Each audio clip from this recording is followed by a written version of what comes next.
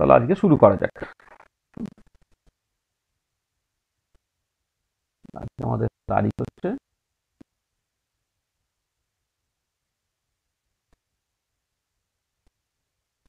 বাহ, তারিখটা খুব ভালো তো। 2/2/22। হ্যাঁ, মানে জিরোগুলো বাদ দিয়ে দেয়, বাদ দিয়ে নেবে।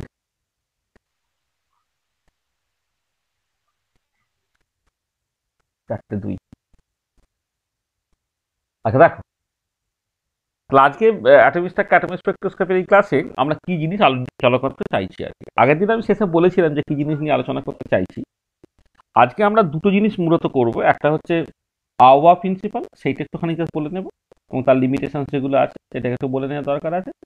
আর হচ্ছে ground state atomic term symbol, এইটাকে ইন্ট্রোডিউস করবো, এবং সেটাকে করার জন্য আমরা ওই এলএস কাপলিং এই রিলেটেড যে কাপলিং এই রিলেটেড কিছু কথাবার্তা জাস্ট বলতে থাকবো। ঠিক আছে, তাহলে আমরা আজকে কি কি কভার করতে চাই একটু লিখে দিই।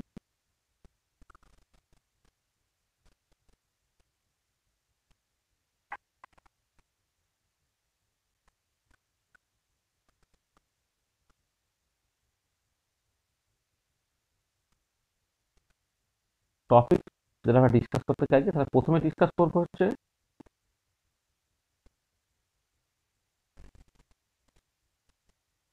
আবহাওয়া প্রিন্সিপাল। আচ্ছা, এখানে একটা জিনিস বলি, যেটা আমাদের ছোটবেলায় খুব কনফিউশন হতো। পাউলিজ এক্সট্রুশন প্রিন্সিপালে পাউলি একজন বিজ্ঞানীর নাম, হুন্স টুল থেকে হুন্স একজন বিজ্ঞানীর নাম, কিন্তু আওয়া প্রিন্সিপাল, আওয়া কিন্তু কোনো বিজ্ঞানী না। আওয়া মানে জাস্ট একটা জার্মান শব্দ তো সেটা। জার্মান শব্দ, যার মানে হচ্ছে বিল্ডিং আপ প্রিন্সিপাল। হ্যাঁ, এটা আওয়া প্রিন্সিপাল। এইটা এর যে বিভিন্ন লিমিটেশন, এইটা নিয়ে প্রথমে একটু কথাবার্তা বলা। ঠিক আছে, আচ্ছা আমরা আগের দিন পাউলিজ এক্সক্লুশন প্রিন্সিপাল এবং হুন্স রুলটাকে বলে দিয়েছি। তাহলে ওই জন্য ওভারঅল ইলেকট্রনিক কনফিগারেশন দিক থেকে তিনটে প্রিন্সিপাল খুব লাগে, একটা আওয়া প্রিন্সিপাল, একটা হুন্স রুল, একটা পাউলিজ এক্সক্লুশন প্রিন্সিপাল। আমি আওয়া প্রিন্সিপালটা জাস্ট বলছি, বলবো। হুন্স রুল এবং পাউলিজ এক্সক্লুশন প্রিন্সিপাল লাস্ট ক্লাসে আমরা বলে দিয়েছি। আর তারপরে চলে যাব হচ্ছে স্পিন অরবিট কাপলিং এ।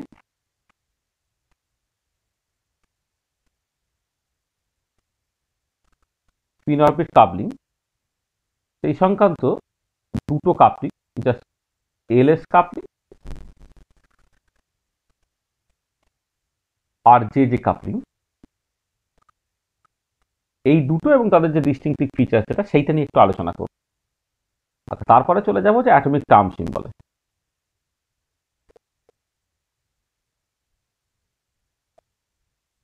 টার্ম সিম্বল চলে যাব। তাহলে এই তিনটে জিনিস আজকে আমাদের যেটা আলোচনা করার বিষয় আছে। ঠিক আছে, তাহলে একটার পর এক শুরু করা যায়। প্রথমে চলে আসছে আববাও প্রিন্সিপাল।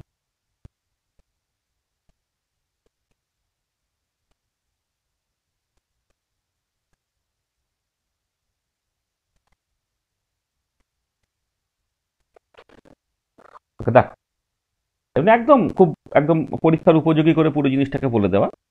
দেখো, তুমি যেটা ব্যাপার হচ্ছে যে তোমাকে কতগুলো জিনিস প্রথমে বুঝে নিতে হবে। সেটা হচ্ছে যে তোমার যখন তুমি বোর থিওরি বা নন রিলেটিভিস্টিক সমারফিল্ড থিওরি করেছিলে, তখন দেখেছিলে এনার্জিটা শুধুমাত্র প্রিন্সিপাল কোয়ান্টাম নাম্বার এন এর উপর ডিপেন্ড করছে। যখন রিলেটিভিস্টিক সমারফিল্ড থিওরি করলে তোমার এক্সটার্নাল কোনো ম্যাগনেটিক বা ইলেকট্রিক ফিল্ড নেই, তুমি স্পিন অরবিট কাপলিংটাকেও তুমি ফর দ্য টাইমিং ধরে ইগনোর করছো। করলেও যেটা ইম্পর্টেন্ট পয়েন্ট, সেটা হচ্ছে energy of a particular orbital, সেটা নির্ভর করে কিন্তু দুটো কোয়ান্টাম নাম্বারের উপরে, একটা হচ্ছে এন আর একটা হচ্ছে এল, যদি রিলেটিভিস্টিক অ্যাটম তুমি কনসিডার করো। এবং সত্যি সত্যি নিউক্লিয়াসকে কেন্দ্র করে ইলেকট্রন যেগুলো ঘটেছে, ইলেকট্রনের স্পিডটা নেগলিজিবলি মানে স্মল কিছু নয়, এবং তার জন্য রিলেটিভিস্টিক এফেক্টটাকে ইনক্লুড করাটাই খুব স্বাভাবিক আর কি, এটা খুব ন্যাচারালি আর কি। এটা তখন এনার্জিটা নির্ভর করে দুটো quantum number, principal quantum number N এবং অ্যাজিমুথাল কোয়ান্টাম নাম্বার এল এর উপরে। আর এবার এই এন এবং এল এর ভ্যালুর উপরে নির্ভর করে যে বিভিন্ন রকমের অরবিটালসগুলো আছে, সেই অরবিটালগুলো এনার্জি ঠিক হয়। আর আওবা প্রিন্সিপাল যেটা বলে দেয় যে সেই অরবিটালটাই আগে ভরতে হবে যে অরবিটালটার এনার্জি বেসিক্যালি তোমার কম। ঠিক আছে, এটাই হচ্ছে মূল ব্যাপারটা, যে তোমার সেই অরবিটালটাই তোমার অ্যাকচুয়ালি প্রথমে তোমাকে ভর্তি করতে হবে যে অরবিটালটা হচ্ছে এনার্জিটা কম আছে। তবে অরবিটালে এনার্জি আস্তে আস্তে বাড়ছে, সেই মতো করে তোমাকে জাস্ট সেই রকমভাবে ভর্তি পরপর করে করতে হবে আর। ঠিক আছে,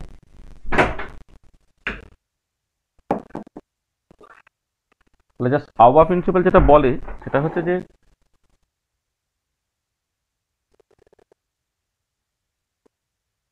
আমি যদি সেইভাবে লিখি আর কি তোমার, the orbitals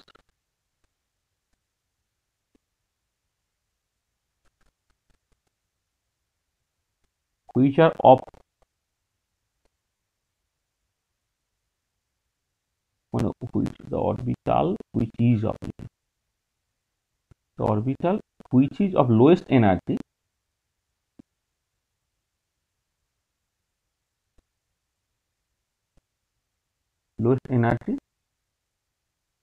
will be occupied first, যার এনার্জিটা সবচেয়ে কম সেটা occupied by the electron নাকি occupied first by the electron,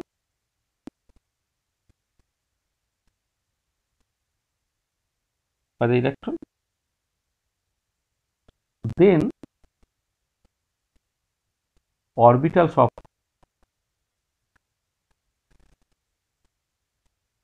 higher energy will start to accommodate the electrons from the lower level, from the lower energy level to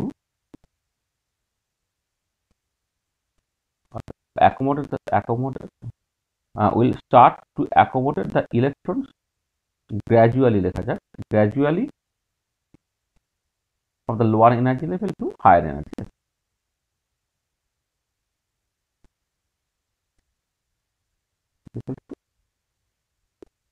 Higher energy level. কি হলো না, the orbitals which is of lowest energy will be occupied first by the electrons, then orbitals of এটা full stop করে দিই, then orbitals of high energy will start to accommodate the electrons gradually from the lower energy level to the higher energy level. তার মানে তোমাকে যেটা কথা, তুমি যদি প্রপার ইলেকট্রনিক কনফিগারেশন পেতে চাও তাহলে তোমাকে হচ্ছে ওই প্রথমে অরবিটাল গুলোকে উইথ ইনক্রিজিং এনার্জি সাজিয়ে ফেলতে হবে। একদম শেষে থাকবে, নিচে থাকবে হচ্ছে লোয়েস্ট এনার্জি অরবিটালটা, তারপর আস্তে আস্তে আস্তে হাই এনার্জি অরবিটালগুলো পরপর করে তুমি সাজাবে।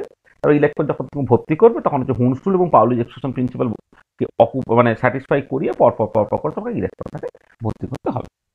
আচ্ছা, এবারে কোশ্চেনটা হচ্ছে যে তুমি এই যে অরবিটালগুলোকে উইথ ইনক্রিজিং এনার্জিতে তুমি ইলেকট্রন জাস্ট বসাবে, তাহলে সেই কোন অরবিটালের এনার্জি কম বা কোন অরবিটালের এনার্জি তুমি বুঝবে কি করে? আচ্ছা, তার জন্য একটা জিনিস তুমি মাথায় রাখো, সেটা হচ্ছে যে যদি বোর থিওরি দেখো, কিন্তু Bohr theory or non relativistic Sommerfeld theory,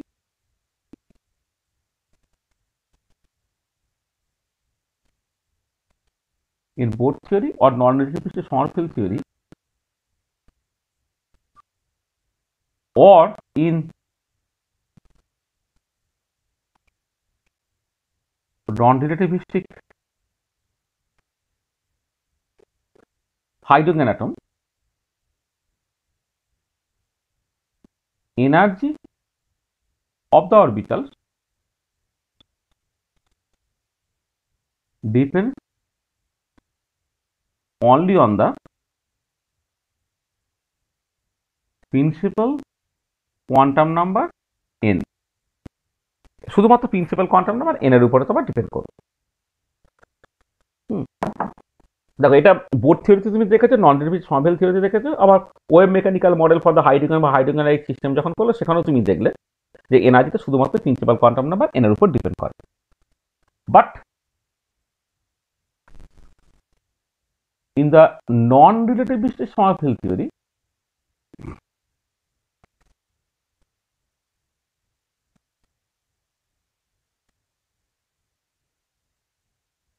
non-relativistic Sommerfeld theory, energy of the orbital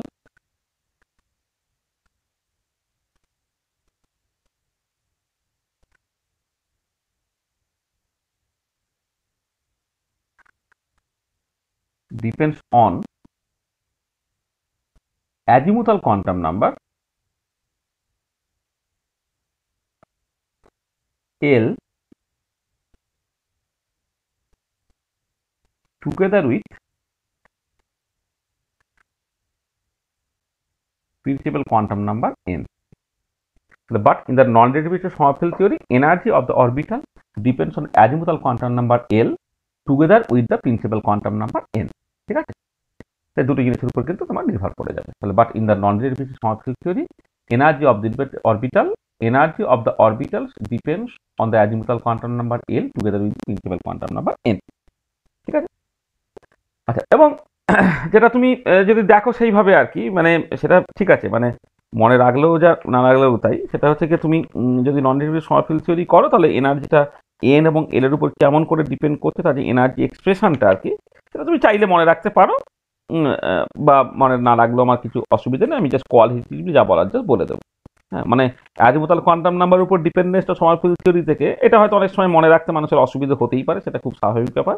হ্যাঁ, সেই জন্য ওটা তুমি এখন না মনে রাখতে চাইলে মনে রাখতে হবে না, কিন্তু এটা ইম্পর্টেন্ট পয়েন্ট যে তুমি অবশ্যই এন এর উপর ডিপেন্ডেন্ট যে পার্টটা আছে সেই পার্টটা অবশ্যই মনে রেখো, কিন্তু এল এর উপর ডিপেন্ডেন্ট যে পার্টটা আছে আর কি, সেটা মনে রাখতে পারলে আবার বলছি ভালো, মনে না রাখতে পারলে কি করা যাবে।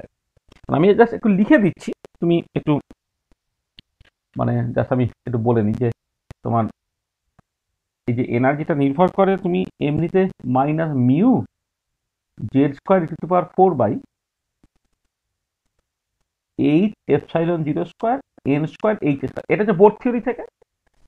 আর এর সঙ্গে এইরকম ভাবে ব্যাপারটাকে লিখি 1 প্লাস এই Z square alpha square divided by n, একটা টার্ম তুমি লিখে দাও, এটা হচ্ছে 1/L+1 মাইনাস, মানে দেখো এটাকে অনেক সময় কে দিয়েও লিখতে পারো অথবা তুমি L+1 দিয়েও লিখতে পারো, এটা অনেক সময় 1/K লেখা থাকতে পারে, মাইনাস 3/4 ইন্টু এন।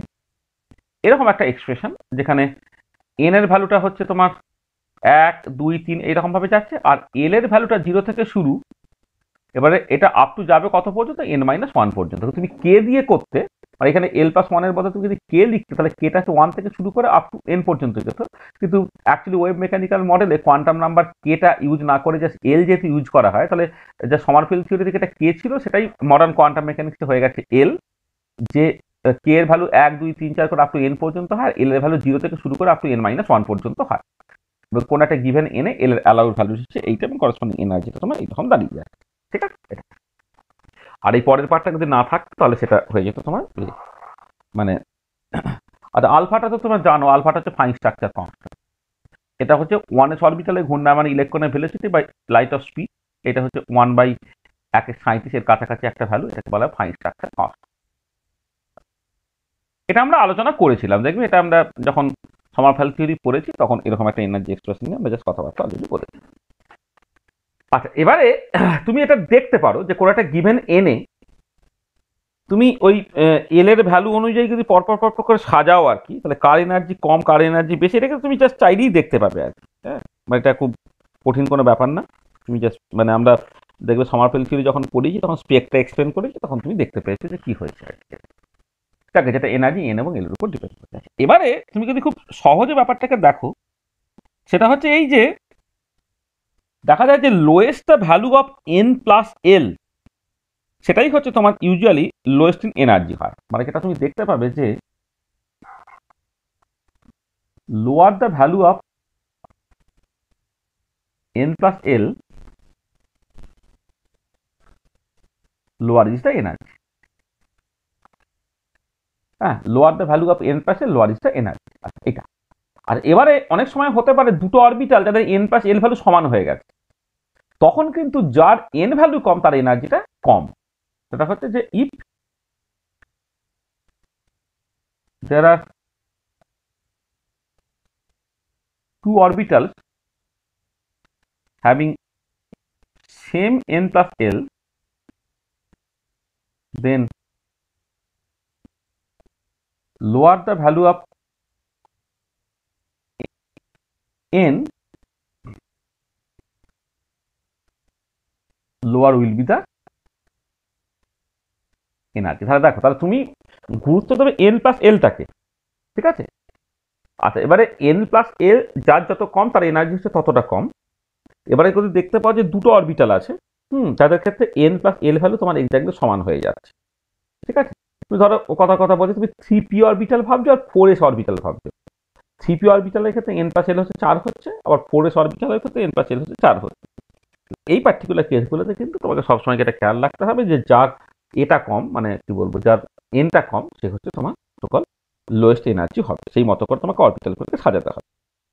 আচ্ছা, এবারে তুমি যদি সেই মতো করে সাজাও, তোমাকে জাস্ট একটুখানি বলে নি যে অরবিটালগুলো দেখো তুমি পরপর যদি দেখো, ধরো প্রথমে 1s অরবিটাল আছে, 2s 2p অরবিটাল আছে, 3s 3p 3d অরবিটাল আছে, 4s 4p 4d 4f orbital আছে, 5s 5p 5d 5f 5g orbital, এরকম ভাবে অরবিটালগুলো আছে। আচ্ছা, এইখানে তোমার n এর ভ্যালুটা তোমার 1, এইখানে তোমার n এর ভ্যালুটা 2, এইখানে n এর ভ্যালুটা 3, এখানে n এর ভ্যালুটা হচ্ছে 4, আর এখানে n এর ভ্যালুটা তোমার ধরো 5। আচ্ছা, এবারে যদি শুধুমাত্র বোর থিওরি তুমি কনসিডার করতে, তাহলে n এর ভ্যালু বাড়ার সাথে সাথে এনার্জিটা বাড়ছে। তাহলে অ্যাকর্ডিং টু বোর থিওরি এনার্জিটা শুধুমাত্র প্রিন্সিপাল কোয়ান্টামের উপর ডিপেন্ড করতো বলে তোমাকে 1s প্রথমে ভর্তি করতে হতো, 2s 2p ভর্তি করতে হতো, তারপর 3s 3p 3d এসব ভর্তি করতে হতো। কিন্তু দেখা যাচ্ছে যে এরকম একটা জায়গায় এসে গন্ডগোল আরম্ভ হয়ে যায়।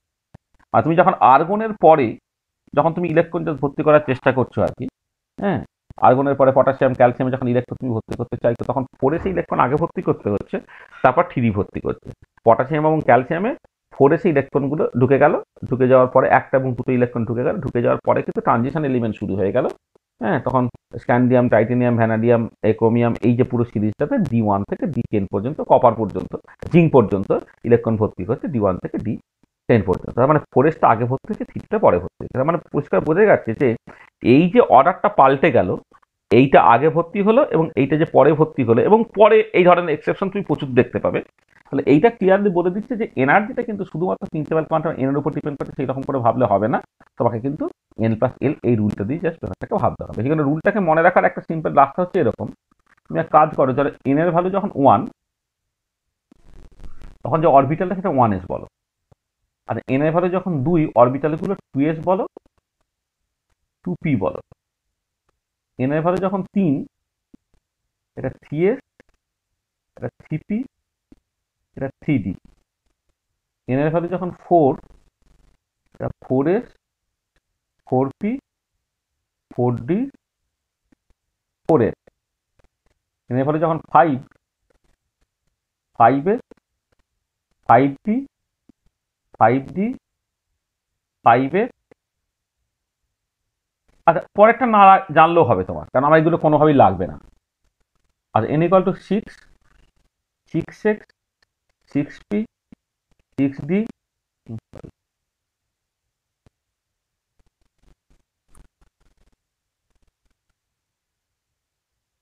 6x, 6p, 6d, 6f। আর n ইকুয়াল টু যখন 7, 7s, 7p, 7d, 7f, এইরকম করে, মানে এইটুকু জানলেই তোমার মোটামুটি ভাবে চলবে। আচ্ছা, এবারে তুমি just n plus L value calculate করো, মানে আমি ব্র্যাকেটে n প্লাস এল ভ্যালুগুলোকে লিখছি। তাহলে ব্র্যাকেটে এখানে n প্লাস এল ভ্যালু তোমার 1, এখানে n প্লাস এল ভ্যালু 2, এটা হচ্ছে তোমার 3, এখানে n প্লাস এল ভ্যালু 3, এখানে 4, এখানে 5, এখানে 4, এখানে 5, এখানে 6, এখানে 7, এটা 5, এটা 6, এটা 7, এটা 8, এটা তোমার 6, এটা 7, এটা 8, এটা 9, এটা 7, এটা 8, এটা 9, এটা 10 অ্যান্ড সো অন, এরকম ভাবে যাচ্ছে। আচ্ছা, এবারে তুমি যখন ইলেকট্রন ভর্তি করছিলে, তখন তোমার n প্লাস এল এর যে লোয়েস্ট ভ্যালুটা, সেটা গ্রাউন্ড স্টেট এনার্জি হবে। তাহলে দেখো, তাহলে 1s এর এনার্জি হচ্ছে সবচেয়ে কম হয়ে গেল হিসেব মতো, কারণ n প্লাস 1 ভ্যালুটা এইটা। তারপরেই যেটা আসবে এর থেকে যেটা বেশি এনার্জি, সেটা হচ্ছে 2sটা, তারপরে হলো এবারে দেখো তার NH2S হয়ে গেল। আচ্ছা, এবারে 2p আর 3s কম্পেয়ার করো। 2p এর ক্ষেত্রে n plus L value 3, 3s এর ক্ষেত্রে n প্লাস এল ভ্যালু হচ্ছে তোমার 3। কিন্তু যেটা বলা হয়েছে n প্লাস এল ভ্যালু কিন্তু সমান হয়ে যায়, যার nটা হচ্ছে ছোট তাকে তোমাকে প্রায়োরিটি দিতে হবে। তার মানে তোমার 2pটা তারপর চলে এলো, তারপরে তোমার 3sটা চলে এলো, এটা। আচ্ছা, তারপরে দেখো 3p আর 4s যখন তুমি কম্পেয়ার করবে, 3p আর 4s, 3d তো তার n প্লাস এর ভ্যালু 5, অনেক পরের কথা। তাহলে 4 যেটা n প্লাস এর, সেটা 3p আছে আর 4s আছে। তো এখানেও তোমাকে প্রথমে 3p কে গুরুত্ব দিতে হবে, তারপর 4s কে গুরুত্ব দিতে হবে। তারপরে চলে আসছে 5টা। 5-এ দেখো 3d-রও n plus L 5, 4p-রও n plus L 5, 5s-এরও npl হচ্ছে 5। তার মানে তোমাকে প্রথম n এর ভ্যালু কম হচ্ছে 3d-টাকে গুরুত্ব দিতে হবে, তারপরে 4p-টাকে গুরুত্ব দিতে হবে, তারপরে 5s-টাকে গুরুত্ব দিতে হবে, এটা। তারপরে n প্লাস এল ভ্যালু 6 দেখে নাও, ঠিক একই রকম ভাবে এখানে প্রথমে 4d আসতে হবে, তারপরে 5p আসতে হবে, তারপরে 6s আসতে হবে। তারপরে তুমি যখন n প্লাস এল হচ্ছে তোমার 7 হয়ে যাচ্ছে, তাহলে 4f হচ্ছে তোমার ফার্স্টে, তারপরে তোমার 5d ধরো, তারপরে ধরো 6p ধরো, তারপর ধরো 7s ধরো, অ্যান্ড সো অন। হ্যাঁ, মানে আর বাকি কিছু আর বলছি না, এরকম ভাবে তোমার যাচ্ছে। ঠিক আছে, তাহলে এই হচ্ছে তোমার এনার্জি অর্ডারটা, মানে according to aufbau principle. According to aufbau principal, orbitals with increasing energy, এটা হচ্ছে এরকম দেখতে হবে। অরবিটালস উইথ ইনক্রিজিং এনার্জি তোমার এরকম দেখতে হয়, ঠিক আছে। এবং দেখো এটা খেয়াল করে, এটা তুমি পাচ্ছ কি করে, জাস্ট এইরকম করে যদি মানে মনে রাখার সুবিধার জন্য অরবিটাল গুলোকে তুমি টানো, তাহলে যে অরবিটাল তুমি আগে বেসিক্যালি কাটছো সেটাকে আগে ভর্তি করছো।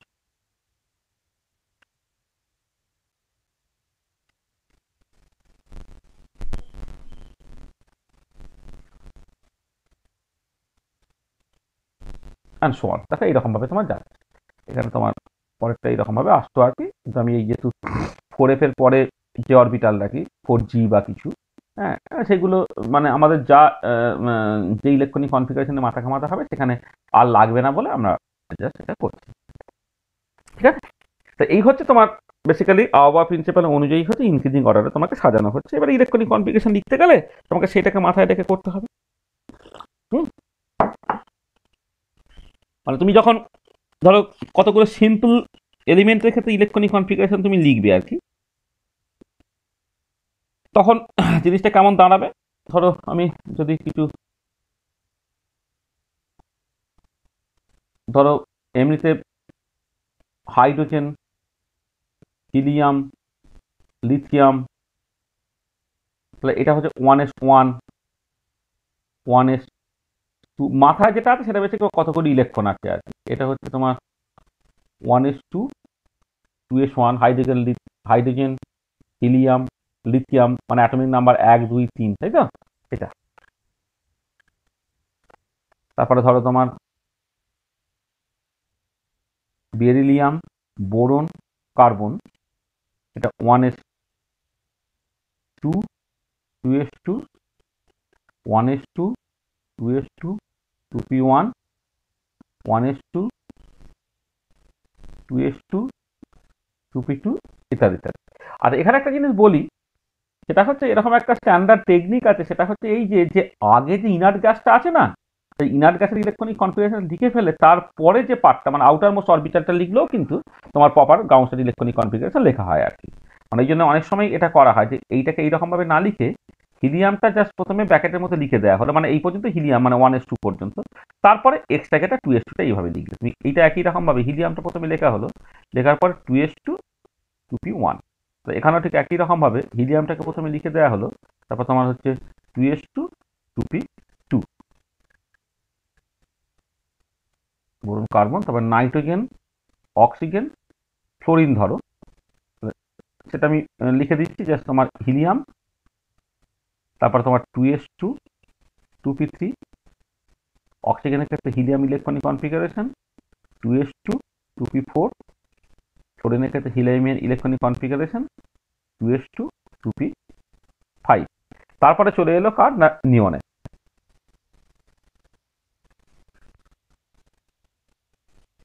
নিয়নের ইলেকট্রনিক কনফিগারেশন এটা পুরোটাকে লিখতে হবে একটুখানি, জাস্ট 1s2 2s2 2p6। আর তারপরে যখন পরেরগুলো চলে যাবে sodium, magnesium, aluminium, silicon, phosphorus, sulphur, chlorine, argon, তাহলে এখানে যেটা হবে এই নিয়ন ইলেকট্রনিক কনফিগারেশন এগুলো মানে আপ টু আর্গন পর্যন্ত একদম খুব নর্মাল, মানে তুমি শুধু বোর্ড থিওরিকে মাথায় রাখলেও যেমন করে তুমি পেতে ঠিক সেই রকম আর কি, বা মানে রিলেটিভিটি তোমার ইনক্লুড করার যা দরকারই পড়বে না।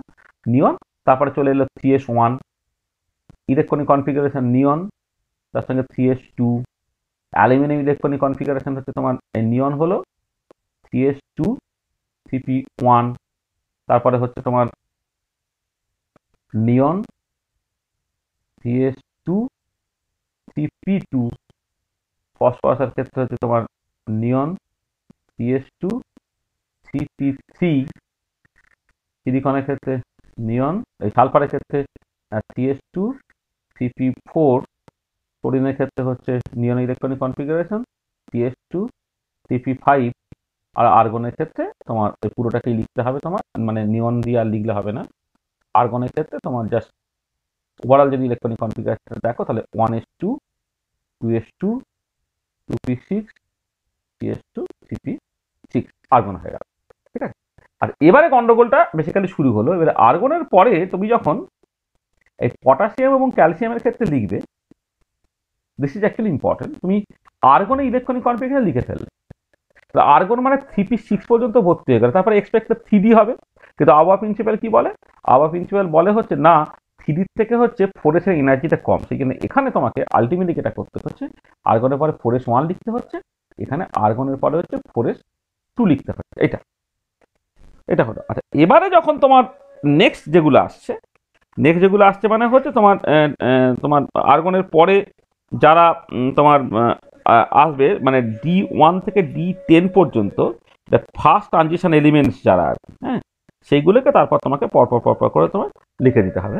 মানে ক্যালসিয়ামের পরে যদি তুমি, আমি জাস্ট কয়েকটা লিখে দিচ্ছি, ক্যালসিয়ামের পরে কি স্ক্যান্ডিয়াম, তাই তো, scandium, titanium, vanadium, chromium, manganese, iron, cobalt, nickel, copper, zinc, তাই তো 10টা হলো তো, 1 2 3 4 5 6 7 8 9 10, এটা।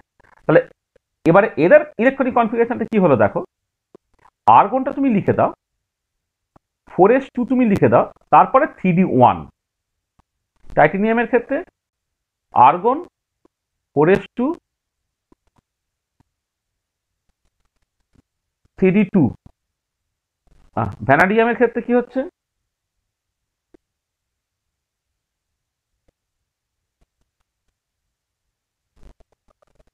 Argon 4s2 3d5। ক্রোমিয়ামের argon 4s2 3d4। আচ্ছা, এবারে এইটা নিয়ে এবার আমরা একটু পরে একটু কথাবার্তা বলছি। আচ্ছা, ম্যাঙ্গানিজে আর্গন 4s2 3d5, আয়রনের আর্গন, ভ্যানাডিয়ামটা 3 হবে, ভ্যানাডিয়ামটা ও 5 হয়ে,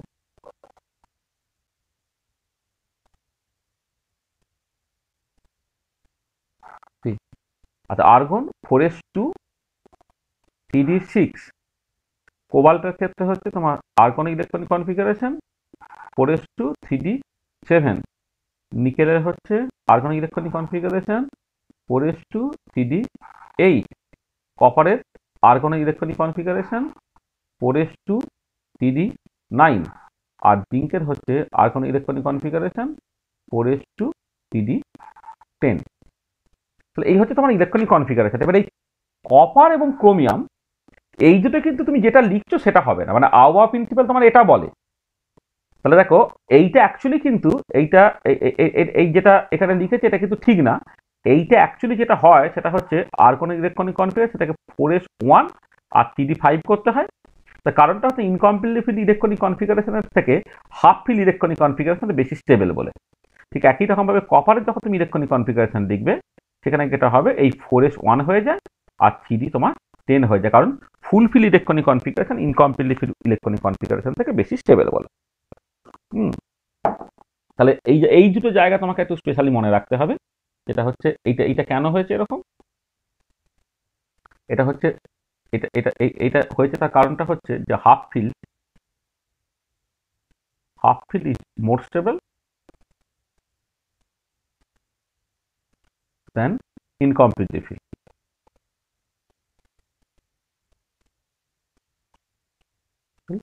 আর এইটা কেন হয়েছে, এইটা কেন মানে অ্যাকচুয়ালি ইলেকট্রনিক কনফিগারেশন হয়, কারণ ফুলফিল ইলেকট্রনিক কনফিগারেশন যেটা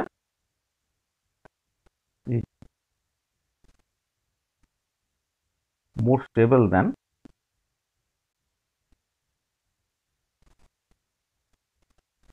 ইনকমপ্লিটলি ফিল্ড।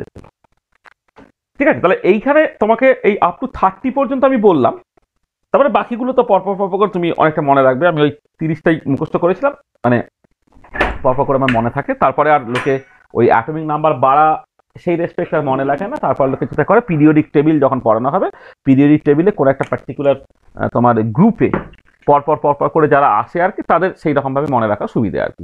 তুমি এই যে একটা গ্রুপ 1A তে তুমি দেখবে মানে hydrogen, lithium, sodium, potassium, rubidium, caesium, francium, এইরকমভাবে মনে রাখা তখন সুবিধা হবে আর কি। বা তারপরে তুমি যখন দেখবে যে এদিকে গ্রুপ 1B যেটা আর কি, হ্যাঁ, গ্রুপ 1B-তে বা এমনিতে নতুন কনভেনশন হচ্ছে গ্রুপ 2 যেটা, সেখানে তোমার ওই পরপর করে তোমার আসবে আর কি। তোমার লিথিয়ামের পরে হচ্ছে beryllium, magnesium, calcium, strontium, barium, এইরকমভাবে আর কি। তখন এইরকমভাবে মনে রাখার সুবিধে আর কি। হ্যাঁ, বা তুমি যখন ট্রানজিশন এলিমেন্টগুলো করবে, helium, neon, argon, krypton, xenon, র্যাডন, বা fluorine, Karim, bromine, iodine, astatine, এইরকমভাবে আর কি। হ্যাঁ, তাহলে সেই রকমভাবে মনে রাখার সুবিধে। কিন্তু অ্যাটমিক নাম্বার ইনক্রিজিং অর্ডারে তোমাকে 100 মানে 5টা বলো বা 92টা বলো, যেটা তুমি মনে রাখতে চাও, সেরকমভাবে মনে রাখার দরকার নেই। তো মনে রাখতে যে যত মুখস্থ করতে পারে তার তত ভালো, কিন্তু আলাদা কোনো প্রয়োজন নেই। তো যাকে, তাহলে আউবা প্রিন্সিপাল জাস্ট ফলো করে আমি জাস্ট কতগুলো ইলেকট্রনিক কনফিগারেশন তোমাকে জাস্ট লিখে ফেললাম। আর এবং এইখানে দেখো, এই যে আর্গনের অ্যাকচুয়ালি ইলেকট্রনিক কনফিগারেশনটা আউবা প্রিন্সিপাল থেকে যা হওয়ার কথা অন্য হলো, বা কপারের ইলেকট্রনিক কনফিগারেশনটা আউবা প্রিন্সিপাল থেকে হওয়ার যা উচিত ছিল তার থেকে অন্য কিছু হলো, এইগুলোকে তুমি জাস্ট বলতে পারো এক্সেপশন বা লিমিটেশন অফ আউবা প্রিন্সিপাল, তাই তো? Limitation of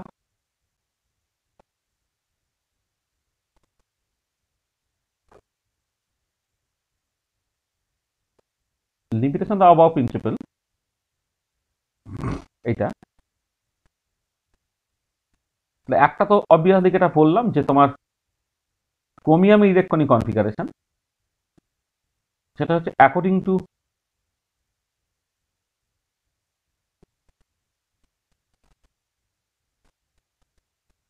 aufbau principal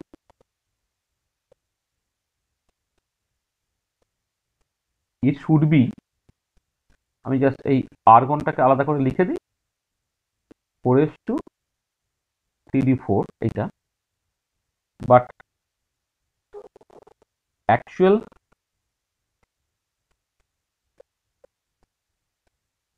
ground state electronic configuration is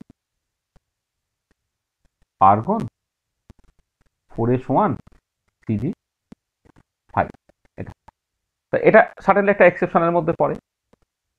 আচ্ছা, 2 নম্বর দেখো কপারের ক্ষেত্রে আবার সেই according to aufbau principal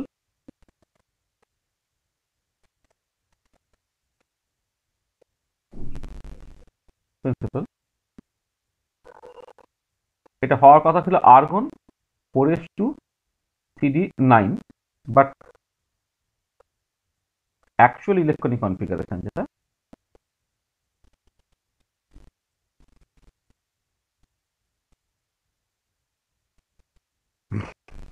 argon 4s1 Cd10, এই দুটো তুমি প্রপার এক্সেপশন পেলে। আচ্ছা, এবারে এই এক্সেপশন এইখান থেকে যে শুরু হলো, এর পরে যখন তোমার ল্যান্থানাইডিয়াম অ্যাক্টিনাইডসগুলোর ক্ষেত্রে তুমি আসবে না, এরকম প্রচুর তুমি কিন্তু এক্সেপশন দেখতে পাবে। যেমন ধরো আমি জাস্ট বেরিয়াম ভাবে অ্যাজ ফর এক্সাম্পল। আচ্ছা, বেরিয়ামের অ্যাটমিক নাম্বার হচ্ছে তোমার 56, হ্যাঁ, এটা আচ্ছা, বেরিয়াম তুমি যদি আওবা প্রিন্সিপাল ওবে করো, তাহলে বেরিয়ামের আগে তোমার যে যেটা এর এর যে মানে অ্যাকর্ডিং টু যদি তুমি আওবা প্রিন্সিপাল দেখো,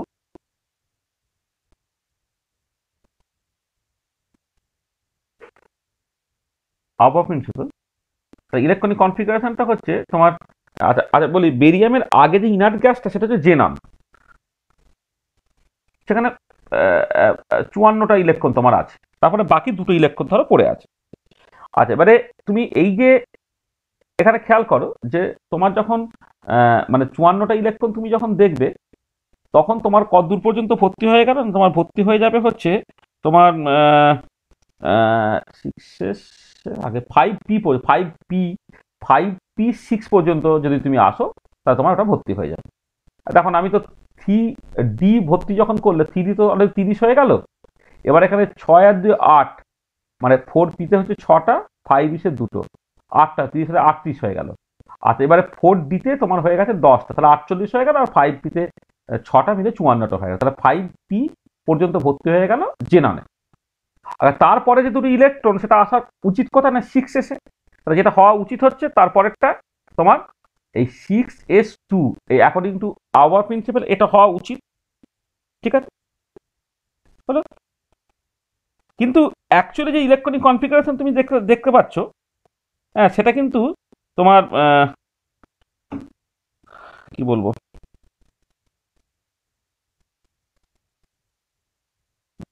এতে বেরিয়ামের পরেরটা বেশি ইম্পর্টেন্ট।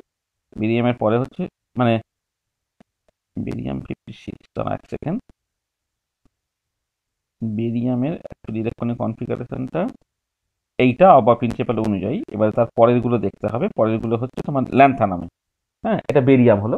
আচ্ছা, বেরিয়ামের ক্ষেত্রে এবারে ল্যান্থানামে চলে আসে। বেরিয়ামের পরে হচ্ছে ল্যান্থানাম 57। এইখান থেকে ল্যান্থানাইড স্টার্ট হলো।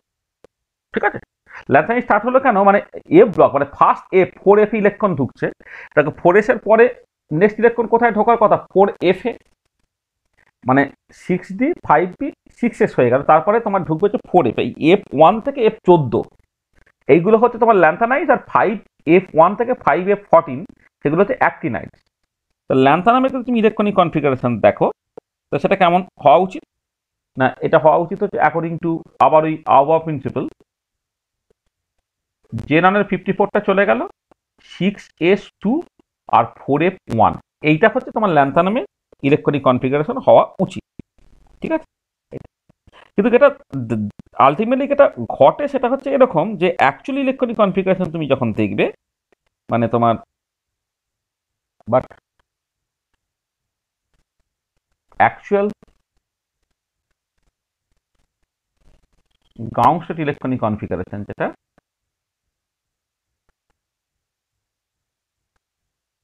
সেটা হচ্ছে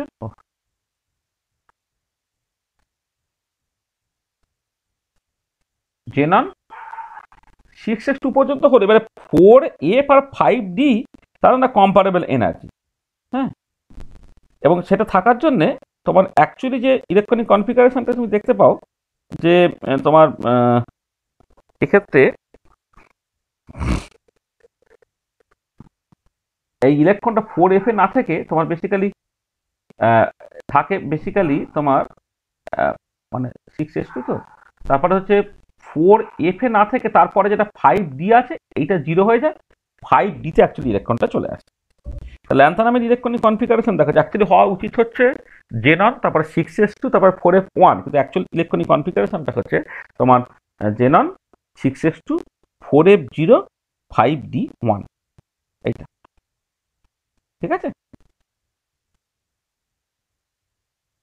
এইটা একটা দেখো তোমার একটা এক্সেপশন, মানে এরকম তুমি প্রচুর এক্সেপশন পাবে আর কি। হ্যাঁ, তুমি ধরো আরো যদি তুমি দেখো, ধর কোন একটা অ্যাক্টিনাইট যদি তুমি কনসিডার করো, ধরো অ্যাক্টিনাইট, তাহলে ইলেকট্রন মানে 89টা ইলেকট্রন, তার যে ইলেকট্রনিক কনফিগারেশন যদি তুমি দেখো, তাহলে helium neon argon krypton xenon radon চলে এলো, মানে 54 আর তোমার করসপন্ডিং 32, 54 আর 32 মানে 86 পর্যন্ত চলে এলো এখানে। বাকি যে তিনটে ইলেকট্রন আছে, তার মানে এখানে তোমার বেসিক্যালি যেটা হচ্ছে তোমার এই এই এই এ হলো তোমার আগেটা 5p, 6p পর্যন্ত ভর্তি হয়ে গেছে, 6p পর্যন্ত ভর্তি হয়ে গেছে। তারপরে তোমার 7s ইলেকট্রন আসবে, 5p তে ইত্যাদিতে আসবে আর কি। তা তোমার এবার তাহলে 7s পরের দুটো ইলেকট্রন, 7s দুটো ইলেকট্রন এলো। আর একটা যে ইলেকট্রন আছে, আর একটা ইলেকট্রন যেটা আছে সেটা আসা উচিত হচ্ছে তোমার বেসিক্যালি 5f1, মানে এটা হচ্ছে according to aufbau principal.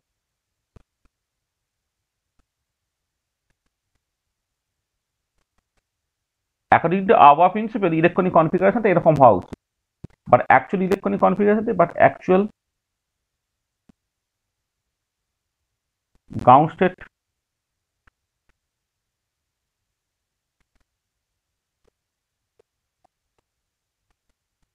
Actual ground state electronic কনফিগারেশনটা হচ্ছে র্যাডন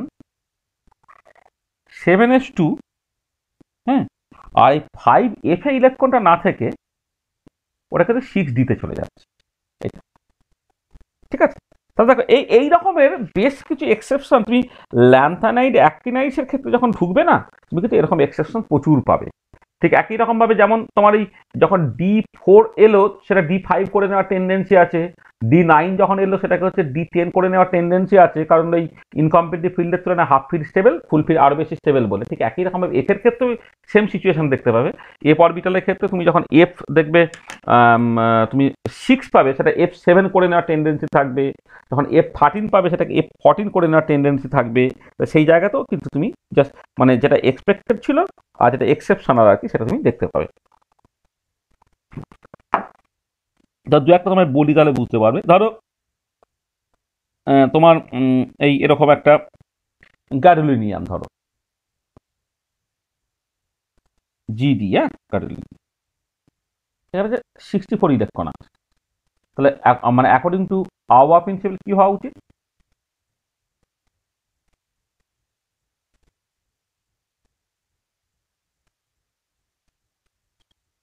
অ্যাকর্ডিং টু আবহাওয়া প্রিন্সিপাল সেটা হওয়া উচিত হচ্ছে তোমার জেনারেল 54 হয়ে গেল, 54 হয়ে যাওয়ার পরে তোমার পড়ে থাকছে আরো 10টা ইলেকট্রন যদি তোমার থাকে, তাহলে জেনারেলের পরে তোমার চলে আসছে 6s2 থাকার কথা, তারপরে তোমার 4f8 হওয়ার কথা, 5d0 হওয়ার কথা। এটা কিন্তু অ্যাকচুয়াল ইলেকট্রনিক কনফিগারেশনটা কি হচ্ছে?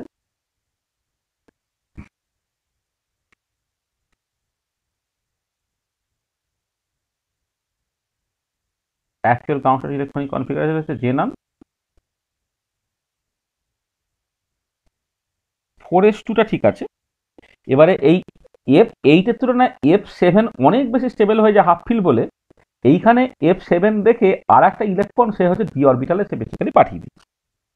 এইটা হয়ে যাচ্ছে তোমার অ্যাকচুয়ালি তোমার ইলেকট্রনিক কনফিগারেশনটা, মানে যেটা তোমার F8D0 হওয়ার কথা, তারপর F7D1, এটা তুমি জাস্ট দেখতে পাচ্ছ। মানে এরকম কিন্তু তুমি প্রচুর পাবে, মানে এটা জাস্ট আমি একটা দুটো করে বলছি, মানে যে যখনই ওই হাফ ফিল্ড বা ফুল ফিল্ডের ধারে কাছে থাকবে না, তখন সবসময় কিন্তু ওটা চাইবে ওটাকে ফুল ফিল্ড করে নিতে বা হাফ ফিল করে নিতে আর কি, করে নিয়ে সেই মতো করে যদি একটু আধটু চেঞ্জ করতে হয় সে কিন্তু ইউজুয়ালি করে নেয় এরকম। তাহলে আর একটা ধরো তোমাকে এক্সাম্পল বলি, ধরো তোমার হ্যাঁ বলো। 6s2 হবে, 4s2 লিখেছেন ওটা। ও এটা 6s, হ্যাঁ অবশ্যই।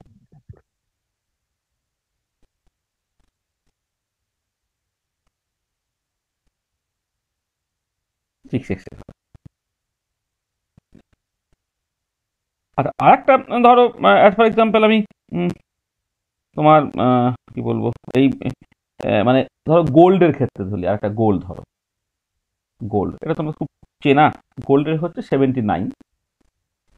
আচ্ছা এবারে অ্যাকর্ডিং টু আবহাওয়া প্রিন্সিপাল কি হওয়ার কথা?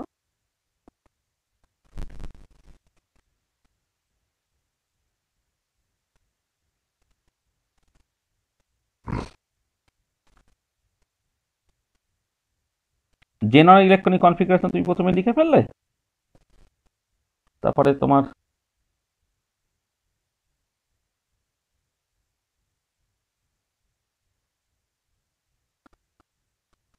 সিক্স এক্স এ দুটো ইলেকট্রন, 4f 5d, 4f এ 14টা ইলেকট্রন, তোমার গোল্ড তো তোমার 54 হলো, তোমার 54 পরে পড়ে থাকছে কত 20,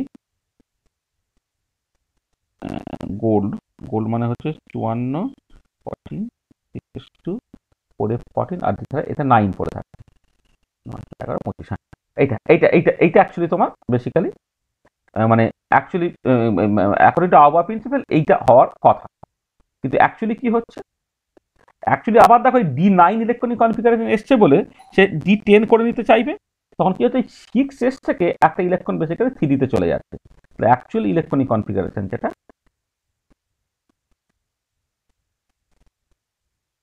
জেনান 6s2, সরি 6s1,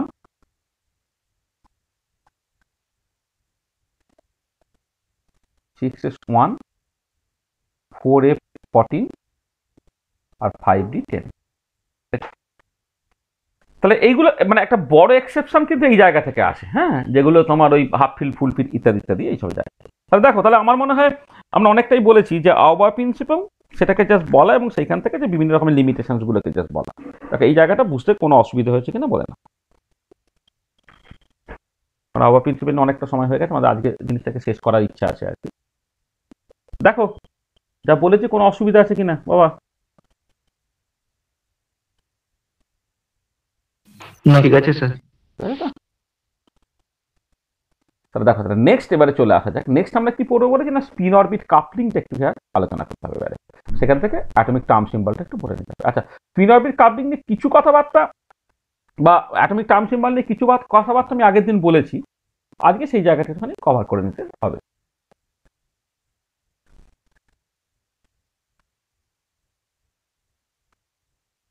দেখ, আচ্ছা যেটা কথা সেটা হচ্ছে এই যে আমরা স্পিন হচ্ছে একটা পিওরলি রিলেটিভিস্টিক ফেনোমেনন। নন রিলেটিভিস্টিক কোয়ান্টাম মেকানিক্সে বা নন রিলেটিভিস্টিক অ্যাটমকে তুমি কনসিডার করো, তার ক্ষেত্রে কিন্তু স্পিনটা ইউজুয়ালি আসে না। কিন্তু অ্যাকচুয়ালি 1921 সালে যখন স্টার্ন গার্লাক এক্সপেরিমেন্ট এলো, স্টার্ন গার্লাক এক্সপেরিমেন্ট থেকে বোঝা গেল যে না, together with the orbital angular momentum একটা আর একটা ইন্ট্রিনজিক অ্যাঙ্গুলার মোমেন্টাম আছে, যেটা স্পিন অ্যাঙ্গুলার মোমেন্টাম, এবং সেইটা দিয়ে তুমি অনেক কিছুই কেস এক্সপ্লেন করতে পারলে, মানে পার্টিকুলারলি স্টার্ন গার্লাক এক্সপেরিমেন্টের যে এক্সপেরিমেন্টাল অবজারভেশনটা, সেই অবজারভেশনটাকে এক্সপ্লেন করতে পারলো। 1925 সালে বিজ্ঞানী গোল্ডস্মিথ প্রথমে স্পিনের কনসেপ্টটাকে এনেছিল, তারা পাউলি সেটাকে মানে কোয়ান্টাম মেকানিক্সের ল্যাঙ্গুয়েজে প্রপারলি এস্টাবলিশ করে। আর ডিরাকের যে তোমার রিলেটিভিস্টিক কোয়ান্টাম মেকানিক্স, সেখানে স্পিন কোয়ান্টাম নাম্বারটা কিন্তু ন্যাচারালি অ্যাপিয়ার করে, মানে স্পিন আছে। আচ্ছা, এবারে তুমি যদি মেনি ইলেকট্রন অ্যাটম কনসিডার করো, মেনি ইলেকট্রন সিস্টেম,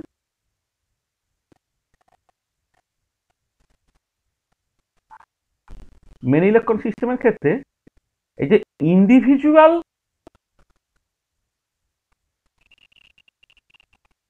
মানে মানে ইন্ডিভিজুয়াল টার্মটাকে একটু কথাটা পরে লিখি, মানে অরবিটাল এবং স্পিন অ্যাঙ্গুলার মোমেন্টাম যেগুলো সেটা ইন্ডিভিজুয়াল ইলেকট্রনের, সেগুলো আর ভ্যালিড কোয়ান্টাম নাম্বার নয়। কারণ মানে কোয়ান্টাম নাম্বার কারা, মানে কনস্ট্যান্ট অফ মোশন থেকে কোয়ান্টাম নাম্বার আসে। মানে দেখা যায় যে কিছু কিছু সিস্টেমের ক্ষেত্রে কিছু কিছু জিনিস সেটা সময়ের সাথে সাথে পাল্টায় না, তাহলে যে জিনিসগুলো সময়ের সাথে পাল্টায় না, অর্থাৎ ওই সিস্টেমের জন্য সেগুলো ফিক্সড, সেইগুলোকেই তুমি একটা পার্টিকুলার কোয়ান্টাম নাম্বার দিয়ে তুমি কোয়ান্টিফাই করো। ঠিক আছে, তাহলে মিনি ইলেকট্রন সিস্টেমের ক্ষেত্রে just orbital angular momentum quantum number বা ম্যাগনেটিক অরবিটাল কোয়ান্টাম নাম্বার বলতে পারো,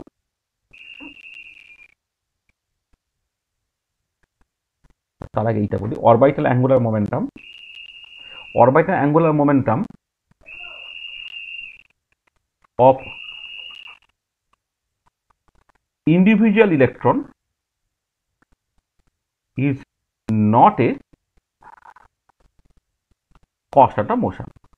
মানে যেমন হাইড্রোজেন অ্যাটম বা হাইড্রোজেন লাইক সিস্টেমে যখন বোর থিওরি আমরা স্টার্ট করেছিলাম, বলেছিলাম ওটা একটা সেন্ট্রাল ফোর্স প্রবলেম বলে অ্যাঙ্গুলার মোমেন্টামটা একটা কনস্ট্যান্ট অফ মোশন, অর্থাৎ dl/dt 0 হয়। যখন মেনি ইলেকট্রন সিস্টেম তুমি কনসিডার করবে, তখন orbital angular momentum of individual electron is not a constant of motion. ঠিক একই রকম ভাবে স্পিনের ক্ষেত্রে তাই, spin angular momentum orbital angular মোমেন্টামটা আমি যারা ধরো এল বলছি, এইভাবে বলছি, বা স্পিন অ্যাঙ্গুলার মোমেন্টামটা এস, এই যে ভেক্টরটা of individual electron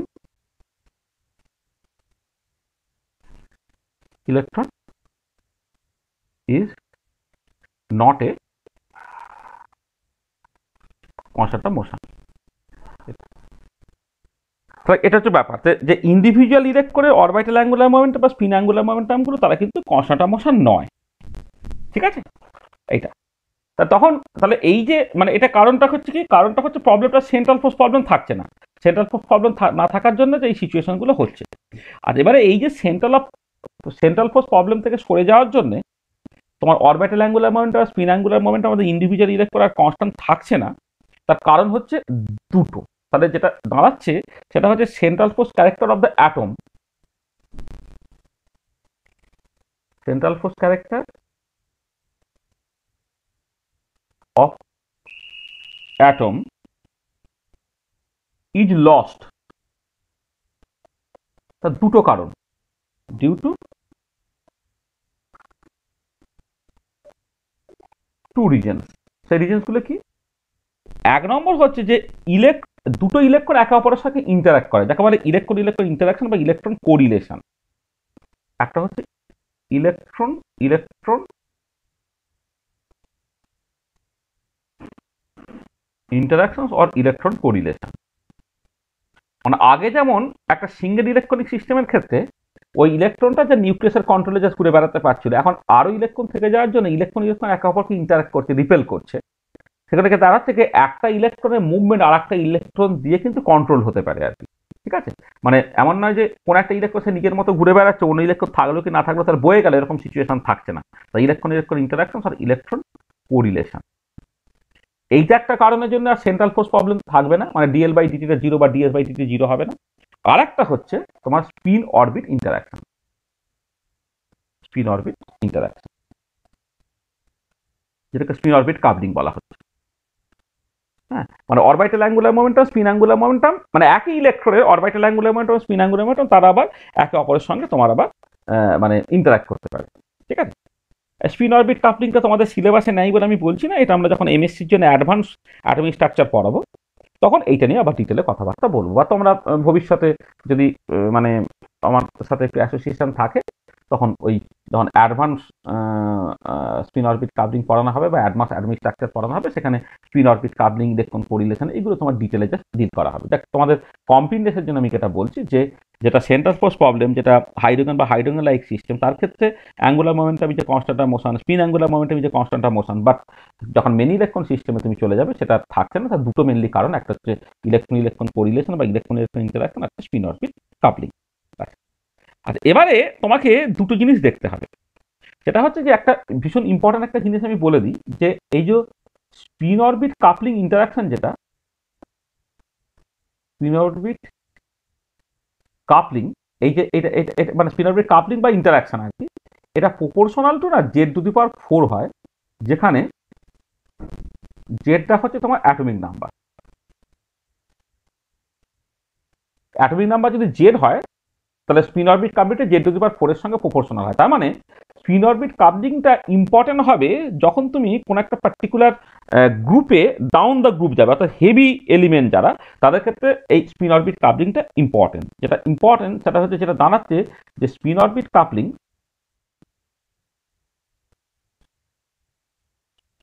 is important for heavier elements having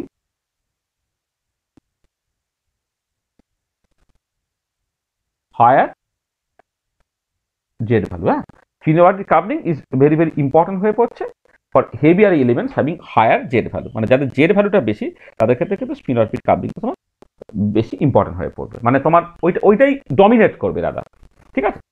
আচ্ছা, এবারে যেটা কথা, যে যখন তুমি বুঝতে পারলে এল আর এস তারা তোমার মানে ইন্ডিভিজুয়ালি কনস্ট্যান্ট থাকছে না, তখন কি হবে? তখন যেটা দাঁড়াচ্ছে তোমাকে দুটো কাজ করতে হচ্ছে। ধরো তোমার দুটো ইলেকট্রন আছে,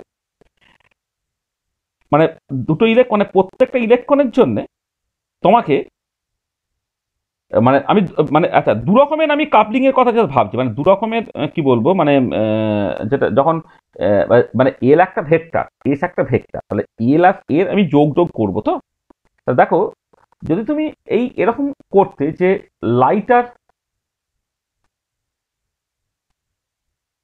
লাইটার এলিমেন্টস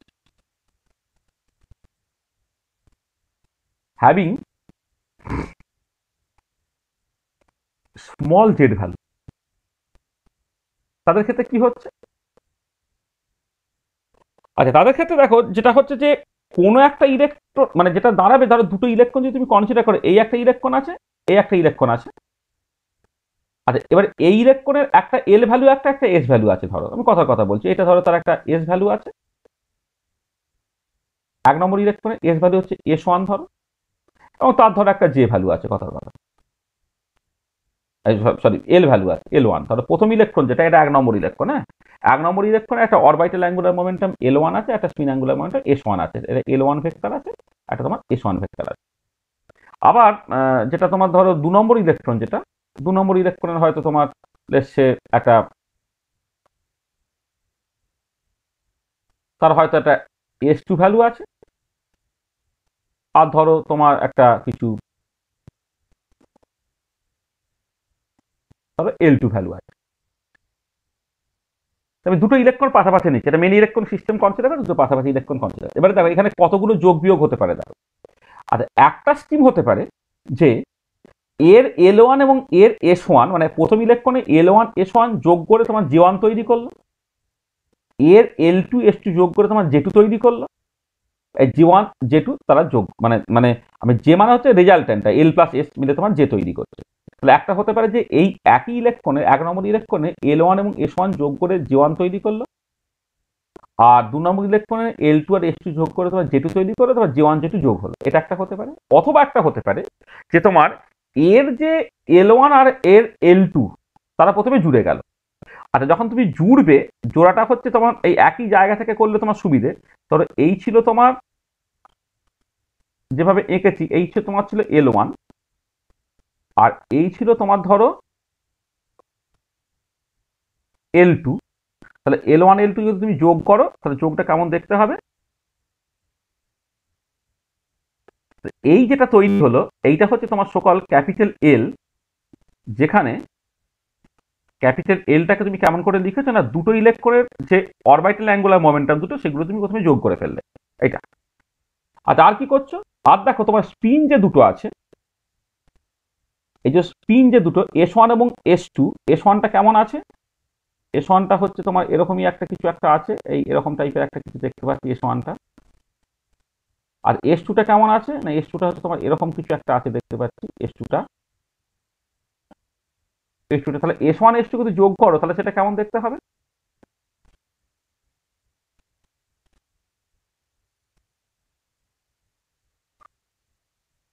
এই থেকে এটা তৈরি হয়েছে, দেখো একটা ওভারঅল এস তৈরি হয়েছে, যেখানে এসটা কি, এসটা হচ্ছে S1 প্লাস S2।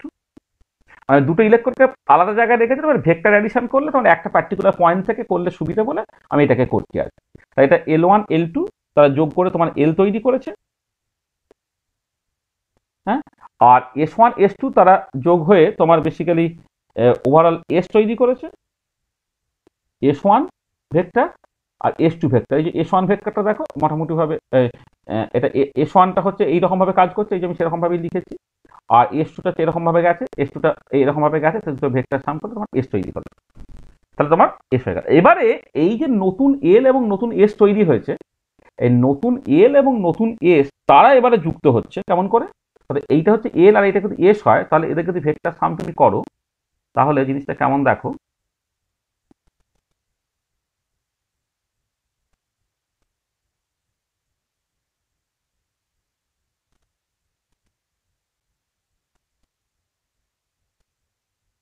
এই যেটা তৈরি হলো, এইটা এইটা বেসিক্যালি জে, যেখানে জেটা কি না, যেটা হচ্ছে তোমার বেসিক্যালি এল প্লাস এস। তাহলে কি হলো দেখো, স্কিমটা দেখো। তাহলে প্রথমে দুটো ইলেকট্রনের অরবিটাল অ্যাঙ্গুলার মোমেন্টাম গুলো যোগ হলো। তাহলে স্কিমটা কি খেয়াল করে দেখো। তাহলে তুমি যদি স্টেপ 1 স্টেপ 2 করে এইভাবে ভাবো, তাহলে প্রথমে যেটা হয়েছে যে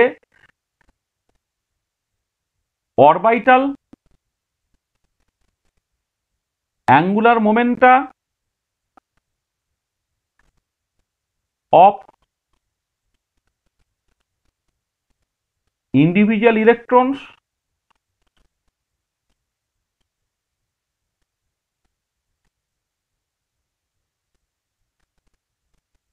are combined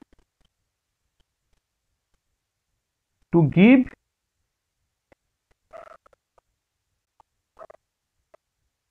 রেজাল্টেন্ট এল, এই এলটাতে রেজাল্টেন্ট এল দিল, তারপরে কি হলো, spin angular momenta of individual electrons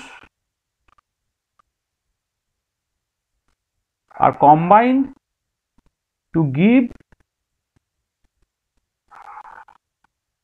resultant S, এটা দিল। তারপরে কি হচ্ছে, এই এল অ্যান্ড এস, মানে রেজাল্টেন্ট এল এবং রেজাল্টেন্ট এস কম্বাইন করছে করে তোমার একটা জে দিচ্ছে। Resultant L and resultant S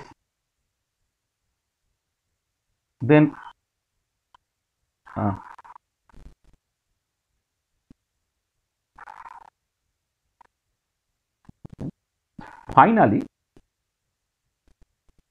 finally L and S are combined to give total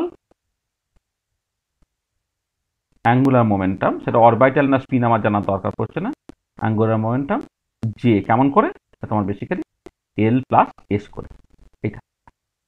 তা দেখো এক্ষেত্রে যেটা হচ্ছে যে লাইটার এলিমেন্ট হয়ে যাওয়ার জন্য তোমার ইন্ডিভিজুয়াল ইলেকট্রনের এল এবং এস তারা যে যোগ হয়ে যাওয়া, এইটা তো ডমিনেট করছে না, তারা ডমিনেট করছে যেটা এই প্রথম ইলেকট্রন এবং মানে এর ক্ষেত্রে মানে এই পার্টিকুলার কেসে লাইটার এলিমেন্টসের ক্ষেত্রে হচ্ছে যে বলা হয় যে ইলেকট্রন কোরিলেশন, যেটা মানে electron interaction, electron correlation dominates over spin orbit coupling.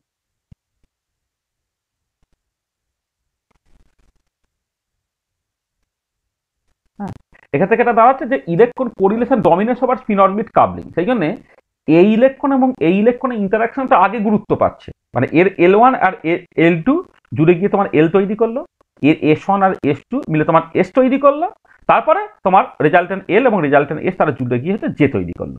তাহলে এটা কখন সম্ভব না, লাইটার এলিমেন্টের ক্ষেত্রে, কার ক্ষেত্রে স্পিন অরবিট কাপলিংটা অতটা ইম্পর্টেন্ট না, কারণ স্পিন অরবিট কাপলিং আমি বলেছি হেভিয়ার এলিমেন্ট যারা তাদের ক্ষেত্রে হচ্ছে বেশি ইম্পর্টেন্ট। তাহলে এই যে কাপলিং স্কিমটা, তো এই কাপলিং স্কিমটা যেটা এখানে বলা হয়েছে আর কি, সেটাকেই বলা হচ্ছে এলএস কাপলিং। তাহলে this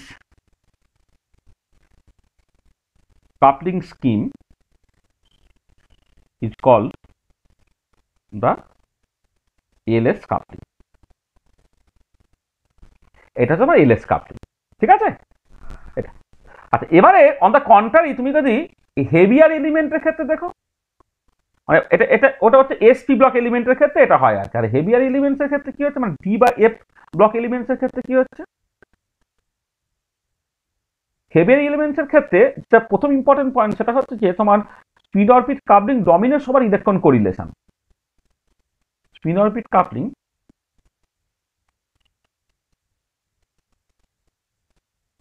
dominates over electron correlation, ঠিক আছে।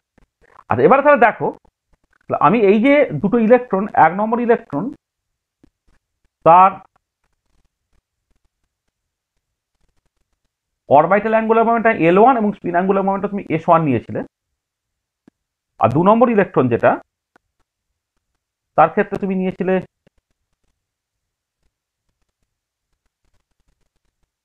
S2, আর ধরো তোমার L2 তুমি নিয়েছিলে এটা।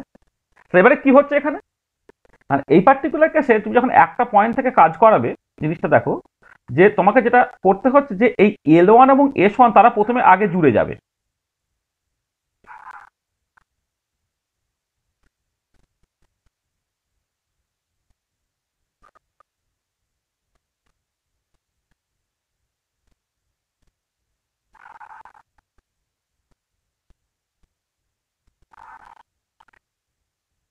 এর হচ্ছে L1 এর S1 জুড়ে গিয়ে তোমার প্রথমে J1 তৈরি করে ফেললো, তার মানে L1 প্লাস S1 তারা জুড়ে গিয়ে তোমার প্রথমে হচ্ছে J1 তৈরি করে ফেললো। আচ্ছা সেকেন্ড যে ইলেকট্রনটা তার হচ্ছে তোমার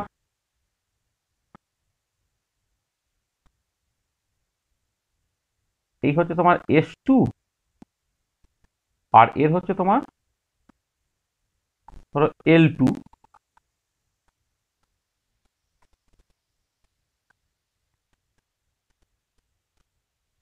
তোমার রেজাল্টেন্টটা যখন পড়বে তুমি একটুখানি একটুখানি একটুখানি একটুখানি উপরের দিকে আঁকতে দেখ।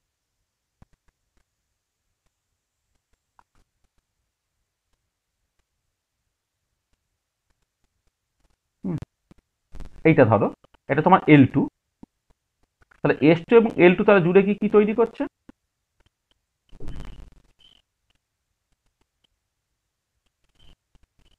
এইটা একটা তৈরি করলো, সেটা বেসিক্যালি তোমার এখানে আমি লিখে দিচ্ছি J2।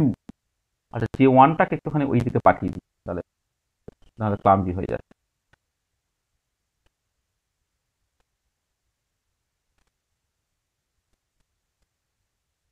এইটা হচ্ছে তোমার J1।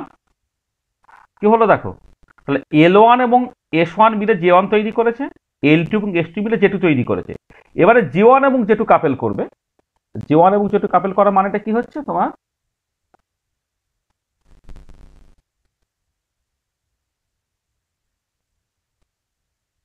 এইটা এইটা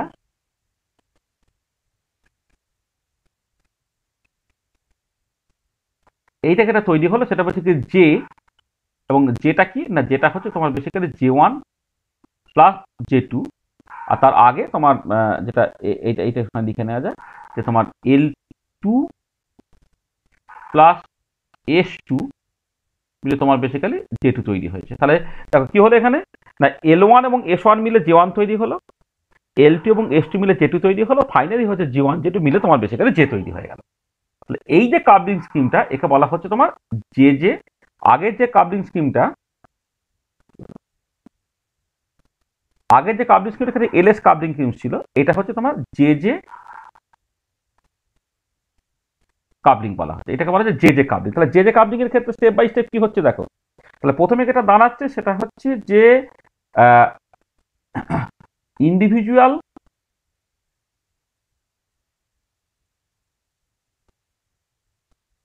individual orbital and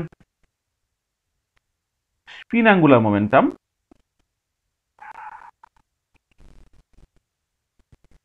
of a particular electron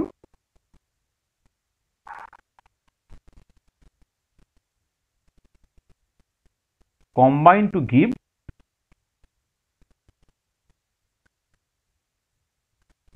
total angular momentum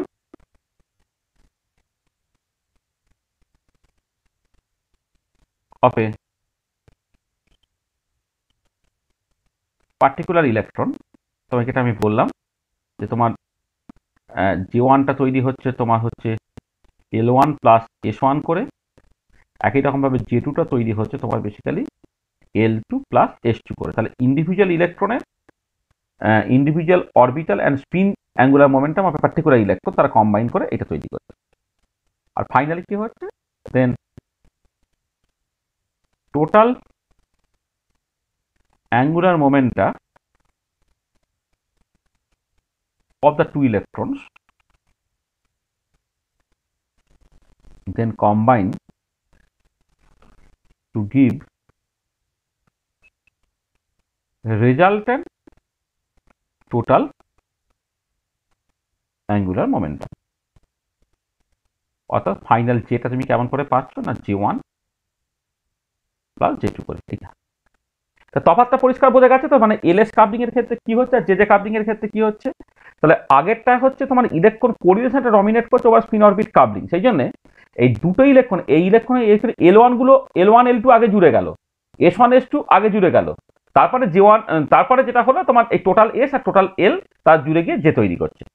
আর পরেরটার ক্ষেত্রে কি হচ্ছে, পরেরটার ক্ষেত্রে হচ্ছে প্রথমে তোমার যেটা দাঁড়াচ্ছে যে একই ইলেকট্রনে L1 এবং S1 জুড়ে গিয়ে তোমার J1 তৈরি করলো, আর একটা ইলেকট্রনে L2 এবং S2 জুড়ে গিয়ে তোমার J2 তৈরি করলো, তারপর J1 আর J2 তোমার যোগ হলো। তাহলে এই যে কাপলিং স্কিমটা তাকে বলা হচ্ছে তোমার JJ কাপলিং স্কিম। তাহলে হেভিয়ার এলিমেন্ট সে বেসিক্যালি JJ কাপলিং করে, আর লাইটার এলিমেন্ট তারা বেসিক্যালি তোমার LS কাপলিং করে। তাহলে বোঝা গেল যে LS কাপলিং এবং JJ কাপলিং জিনিসটা কি এবং কার ক্ষেত্রে কোনটা ডমিনেট করছে। পরিষ্কার তো? বোঝা গেছে? হ্যাঁ স্যার। হ্যাঁ স্যার। হ্যাঁ স্যার। তাহলে এইটা একটুখানি তোমার মানে যে যে কাপলিং এলএস কাপলিং সেই তফাৎটা একটুখানি বুঝতে হবে, এবং এটা আমরা আবার বলছি যে যখন অ্যাডভান্স অ্যাটমিক স্ট্রাকচার পড়ানো হবে আর কি, সেখানে এইটা নিয়ে অনেক আলোচনার ব্যাপার আছে, অঙ্ক টঙ্ক কষার ব্যাপার আছে। মানে তোমাকে এই যে যেটা আমি বললাম যে স্পিন অরবিট কাপলিং, এই যে ইন্টারাকশনটা সেটা Z⁴ এর সঙ্গে প্রপোর্শনাল। হ্যাঁ, তাহলে এই Z⁴ এর সঙ্গে প্রপোর্শনালটা কেমন করে আসছে আর কি, তার যে অঙ্ক টঙ্কগুলো কষা আর কি, সেগুলোকে ক্লাসিক্যালি কষা যাবে, কোয়ান্টাম মেকানিক্যালি কষা যাবে, অনেক রকমভাবে কষার জায়গা আছে আর কি। কিন্তু তোমাদের জন্য জাস্ট আমি কোয়ালিটেটিভলি বলছি, তাহলে তুমি জাস্ট বোঝো যে এলএস কাবলিং যে যে কাবলিং দু রকমের কাবলিং স্কিম আছে। যে যে কাবলিং এর ঠিক মানেটা কি, এলএস কাবলিং এর ঠিক মানেটা তুমি বুঝলে কার ক্ষেত্রে এলএস কাবলিং ডমিনেট করবে, কার ক্ষেত্রে যে যে কাবলিং ডমিনেট করবে, তুমি সেটাকে বুঝতে পারবে। আচ্ছা, এবার আমরা যেটা করব নেক্সট, সেটা হচ্ছে অ্যাটমিক টার্ম সিম্বল বের করব। মূলত হচ্ছে তোমার ওই এসপি ব্লক এলিমেন্টস এর ক্ষেত্রে, যাদের ক্ষেত্রে এলএস কাবলিং স্কিমটা তুমি ডমিনেট করে। আচ্ছা, এই এলএস কাবলিংটাকে না, এইটাকে বলা হয় অনেক সময় Rasel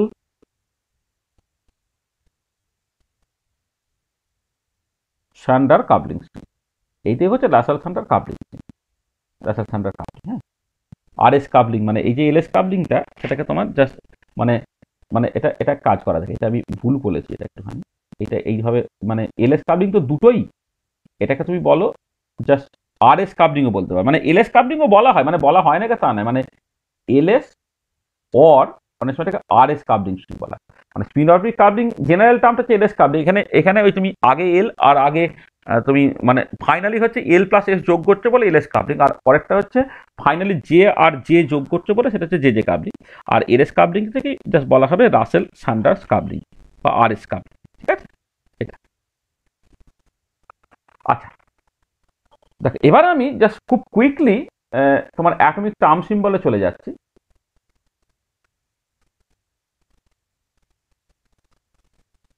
atomic term symbol.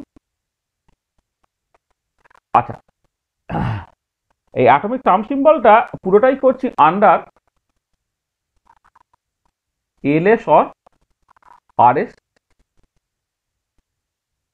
Coupling scheme. মানে আরএস এবং এলএস কাপলিং স্কিমের মধ্যে থেকে আমি অ্যাটমিক টার্ম সিম্বলগুলোকে বের করি। মানে আমি বেসিক্যালি এসপি ব্লক এলিমেন্টসের ক্ষেত্রে টার্ম সিম্বলগুলোকে বের করবো, হেভিয়ার এলিমেন্টের ক্ষেত্রে টার্ম সিম্বলগুলোকে আমি জাস্ট বের করবো। ঠিক আছে, আচ্ছা, এবারে অ্যাটমিক টার্মটাকে তুমি জাস্ট লিখবে কেমন করে,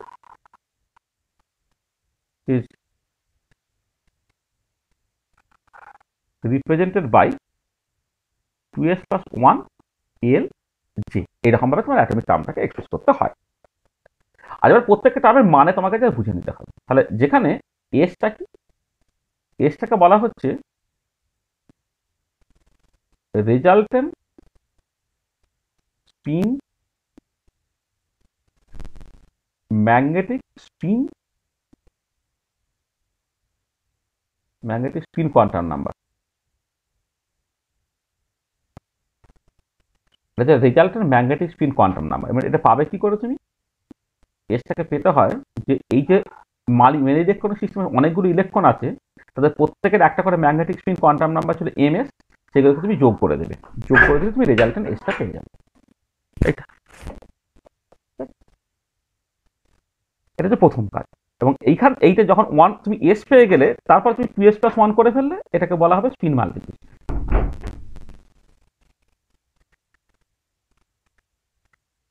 এটাকে স্পিন মাল্টিপ্লিসিটি, এটা তাহলে প্রথম কাজ। তাহলে অ্যাটমিক টার্ম সিম্বল তুমি সিম্বলিক্যালি এইরকম ভাবে লিখবে।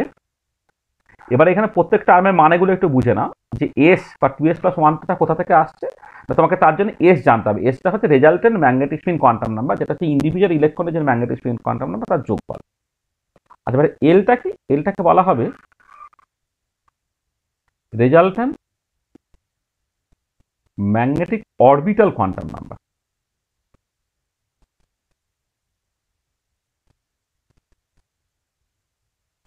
এটা তুমি কেমন করে পাবে না, এইটা করার জন্য প্রথমে তোমাকে যেটা করতে হবে একটা,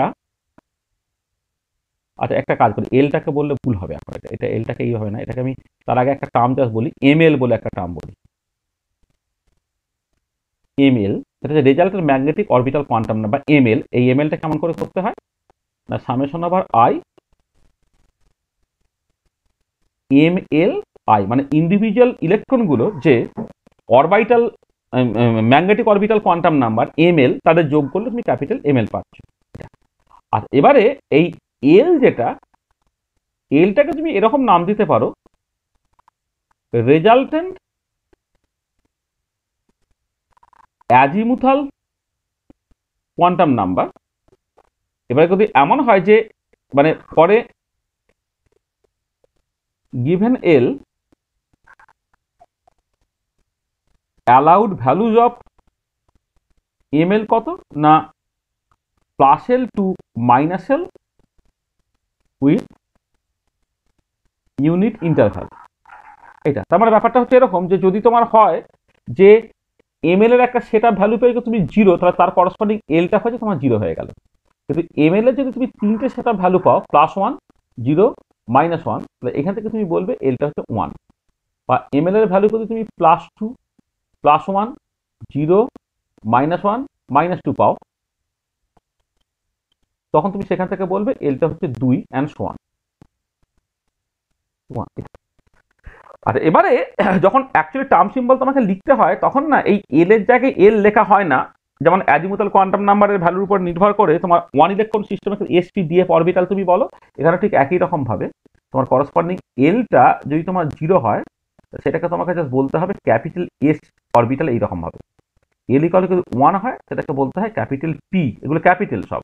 কিন্তু ওয়ান ইলেকট্রন সিস্টেমের ক্ষেত্রে সেগুলো সব স্মল ছিল। দেখো 1s 2s এই ছোট আবা প্রিন্সিপালে যখন আমি অরবিটালগুলো লিখেছি কিন্তু এসপি সব স্মল ছিল, এগুলো সব ক্যাপিটাল। কিন্তু এটা যখন 2 হয়ে যাবে সেটা হয়ে যাবে এসপি ডি। এটা যখন তোমার 3 হয়ে যাবে সেটা হয়ে যাবে এসপি ডি এফ। তারপর 4 হয়ে গেলে এটা হচ্ছে জি, 5 হয়ে গেলে এটা হচ্ছে 8 অ্যান্ড সো অন। তাহলে এইভাবে তোমার সিম্বলগুলোকে ইউজ করতে হবে।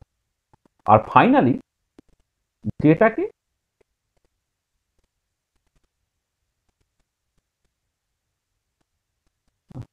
Resultant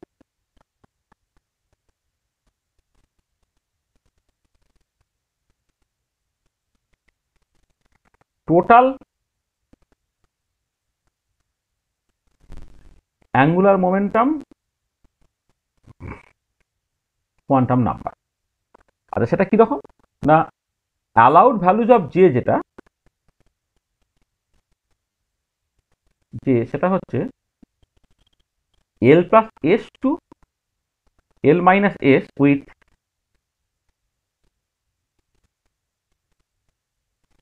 unit interval. L plus S to L minus S with unit interval. ঠিক আছে, এই হচ্ছে জিনিসটা। এবার এই তিনটাকে কম্বাইন করে লিখলে তুমি বেসিক্যালি টার্ম সিম্বলটা পেয়ে যাবে। ঠিক আছে। আচ্ছা আমি প্রথমে তোমাকে কিছু ground state term symbol just বের করা শেখাই, তারপরে আমি ওভারঅল কতগুলো টার্ম হতে পারে সেটাকে দেখাবো, যেটাকে তোমার মাল্টিপ্লেক্স বলে। আচ্ছা প্রথমে ground state term symbol just বের করা তোমাকে শেখাচ্ছি। ধরো খুব সহজ একটা এক্সাম্পল দেওয়া যাক। ধরো সোডিয়াম, ধরো সোডিয়াম। তাহলে ইলেকট্রনিক কনফিগারেশনটা কি না তোমার নিয়নের ইলেকট্রনিক কনফিগারেশন হলো +3s1। আচ্ছা তোমার এই গ্রাউন্ডের টার্ম সিম্বল বের করার জন্য না তুমি যেটা ইনার গ্যাস ইলেকট্রনিক কনফিগারেশনের মধ্যে চলে এসছে না সেইটা নিয়ে বেশি মাথা ঘামানোর দরকার নেই, কারণ তার টোটাল এল টোটাল এস সব তোমার জিরো হয়ে যাবে, টোটাল জে সব জিরো হয়ে যাবে। এটা নিয়ে আর মাথা ঘামিয়ে যাবে, ওই বাইরেরটাকে নিয়ে মাথা ঘামালেই তোমার কিন্তু চলে যাবে। ঠিক আছে, তাহলে এই যদি তোমার হয় মানে আমি বলছি যে প্রথম দিকের পার্টগুলো না তোমার টোটাল এল বা টোটাল এস ক্যালকুলেশনে কোনোভাবে সাহায্য করবে না, কারণ আপনি ইনার গ্যাস ইলেকট্রনিক কনফিগারেশনের উপর প্রত্যেকটা অরবিটাল ডাব্লিউ অকুপাইড এবং ইলেকট্রনগুলো অপোজিট স্পিনে থাকে বলে তুমি যখন টোটাল এস বা টোটাল এল ক্যালকুলেট করবে তখন কিন্তু এ কন্ট্রিবিউট করবে না বলে শুধুমাত্র আউটার মোস্ট যেটা সেইটাকে নিয়ে মাথা ঘামালেই কিন্তু তোমার চলে যায়। ঠিক আছে, এটা দিয়ে সময়। আচ্ছা এবারে দেখো যেহেতু এস অরবিটাল, তাহলে এস অরবিটাল যদি হতো তাহলে প্রথমে ভাবো যে এমএল এর ভ্যালু কত না এমএল এর ভ্যালু 0, এস অরবিটাল যেহেতু, কারণ ইন্ডিভিজুয়াল ইলেকট্রন তার একটা ইলেকট্রন, তো তাহলে এখানে যোগ করা মানে কিছুই না করা। আর এমএল এর ভ্যালু 0 মানে তোমার করসপন্ডিং ক্যাপিটাল এম এরটা 0 হয়ে যায়। তাহলে এইখান থেকে তোমার বলে দিচ্ছে এলটা হচ্ছে 0, তার মানে এটা হয়ে যায় তোমার এস এটা। আচ্ছা এবারে তোমার টোটাল এসটা কত হচ্ছে, ইন্ডিভিজুয়াল এসটা হচ্ছে তোমার বেসিক্যালি এখানে একটা যেহেতু ইলেকট্রন আছে তাহলে সেটা তোমার হাফ হবে, এটা হাফ হবে। আচ্ছা এবারে জে এর ভ্যালু যখন তুমি ক্যালকুলেট করবে তখন এল প্লাস এস থেকে এল মাইনাস ইন্টারভ্যাল, এল এর ভ্যালু কিন্তু 0 হয়ে গেছে, তাহলে জে এর ভ্যালু তোমার হাফ হতে বাধ্য। তাহলে এবারে দেখো এস এর ভ্যালু যদি হাফ হয় তাহলে স্পিন মাল্টিপ্লিসিটি 2s+1টা কত এটা 2 হয়ে গেল। তাহলে দেখো, তাহলে আমার টার্ম সিম্বলটা হতে হবে কত, 2s প্লাস 1 এল জে। তাহলে এই পার্টিকুলার ক্ষেত্রে সেটা কি হবে, 2s প্লাস 1টা হচ্ছে 2, এল এর ভ্যালু যেহেতু 0 তাহলে এস হয়ে গেল এটা, আর এল প্লাস এস থেকে এল মাইনাস এস ইউনিট ইন্টারভ্যাল, এল এর ভ্যালু কিন্তু 0 হয়ে গেছে, জে এর ভ্যালু হাফই হয়ে গেছে, তাই এটা দেখো 2s হাফ হয়ে গেল। তার মানে এই 2s হাফ এইটা হচ্ছে তোমার করসপন্ডিং টার্ম সিম্বল। কার ক্ষেত্রে, না সোডিয়ামের ক্ষেত্রে। এটা হচ্ছে তোমার বেসিক্যালি সোডিয়ামের ক্ষেত্রে গাউসের টার্ম সিম্বল হচ্ছে এইটা। আচ্ছা, এবার আমি একটুখানি কমপ্লিকেটেড সিচুয়েশনে যাই। ধরো কার্বন 6টা ইলেকট্রন আছে, তাহলে হিলিয়ামের ইলেকট্রনিক কনফিগারেশন হয়ে গেল, তারপরে হচ্ছে 2s2 2p তোমার 2। আচ্ছা, 2s ইলেকট্রনটা এইরকম ভাবে থাকে। আমি গাউসের টার্ম সিম্বল লিখছি, সমস্ত টার্মসগুলো এখন লিখছি না কিন্তু, মানে টোটাল কত রকম ভাবে সাজাতে পারো আমি সেইটা কিন্তু এখন আর লিখছি না, এরকম ভাবে জাস্ট লেখা হলো। আচ্ছা, এবারে এইটাকেও ভাবতে পারে যে এইখানে দুটো ইলেকট্রন আছে, এই দুটো ইলেকট্রন সে বেসিক্যালি এখানে কেন থাকতে পারতো, আবার দুটো ইলেকট্রন সে এখানেও থাকতে পারো। এটা নিয়ে কিন্তু এখন আমি কিছু জানি না যে এই দুটো ইলেকট্রন এই প্রথম দুটোতে থাকবে না শেষের দুটোতে থাকবে না, মানে প্রথমটা শেষটায় থাকবে, এটা কিন্তু এই 3 রকমের যা খুশি হতে পারে তোমার। এটা হচ্ছে 2p। আর এবার তুমি একের পর এক ক্যালকুলেট করো, তখন এস ক্যালকুলেট করবে যখন, দেখো এরা তো পেয়ার আছে, কন্ট্রিবিউট করবে, তাহলে এরা দুজনে মিলে একই স্পিনে আছে, মানে হচ্ছে হাফ প্লাস হাফ তোমার বেসিক্যালি 1 দিয়ে দিল। তাহলে এখান থেকে 2s প্লাস 1 এটা প্রথমে 3 হয়ে গেল। আচ্ছা, এবারে ওভারঅল এম এর ভ্যালুটা খেয়াল করে দেখো, এম এর ভ্যালু যখন তুমি ক্যালকুলেট করবে, এ তো কন্ট্রিবিউট করছে না, এবারে এরা দুজনে, এবারে একটাকে +1 একটাকে 0 একটা -1 ধরো এম এর যে 3টে ভ্যালু, একটা পিএক্স পিওয়াই পিজে তুমি ভাববে না, তার বদলে এটা তোমার সকল যে অ্যাবস্ট্রাক্ট যে কমপ্লেক্স যে অরবিটালগুলো ছিল সেই রকম করে তুমি ভাবো আর কি, এটাকে এম এর ভ্যালু +1 একটা 0 একটা -1। তো সেই মতো করে দেখো, তুমি যদি এই প্রথম কনফিগারেশন এম এর ভ্যালুটা +1 হচ্ছে, পরের কনফিগারেশনে সেটা হচ্ছে তোমার 0 হচ্ছে, আর শেষের কনফিগারেশন থাকে সেটা তোমার -1 হচ্ছে। সেইখান থেকে তোমার এল এর ভ্যালু কত হবে, এম এল এর ভ্যালু যদি +1 0 -1, তাহলে এল এর ভ্যালু হচ্ছে তোমার বেসিক্যালি 1 হয়ে গেল। 1 হয়ে গেলে মানে বেসিক্যালি হচ্ছে পি সেট হয়ে গেল। আর এবারে জে এর ভ্যালুটা কি, না L plus S to L minus S with unit interval. তা যদি করো তাহলে এল প্লাস এসটা হচ্ছে 1 + 1 মিলে 2, আর এল মাইনাস হচ্ছে 0, তার মানে 2 1 0। তাহলে টার্মস আর কি একটা, 3p2 হলো, 3p1 হলো, 3p0 হলো, এই 3টে টার্ম তুমি পাচ্ছ। আর এবারে অ্যাকচুয়াল গাউস স্টেটটা কি, তখন তোমাকে অ্যাপ্লাই করতে হবে হুনস রুল।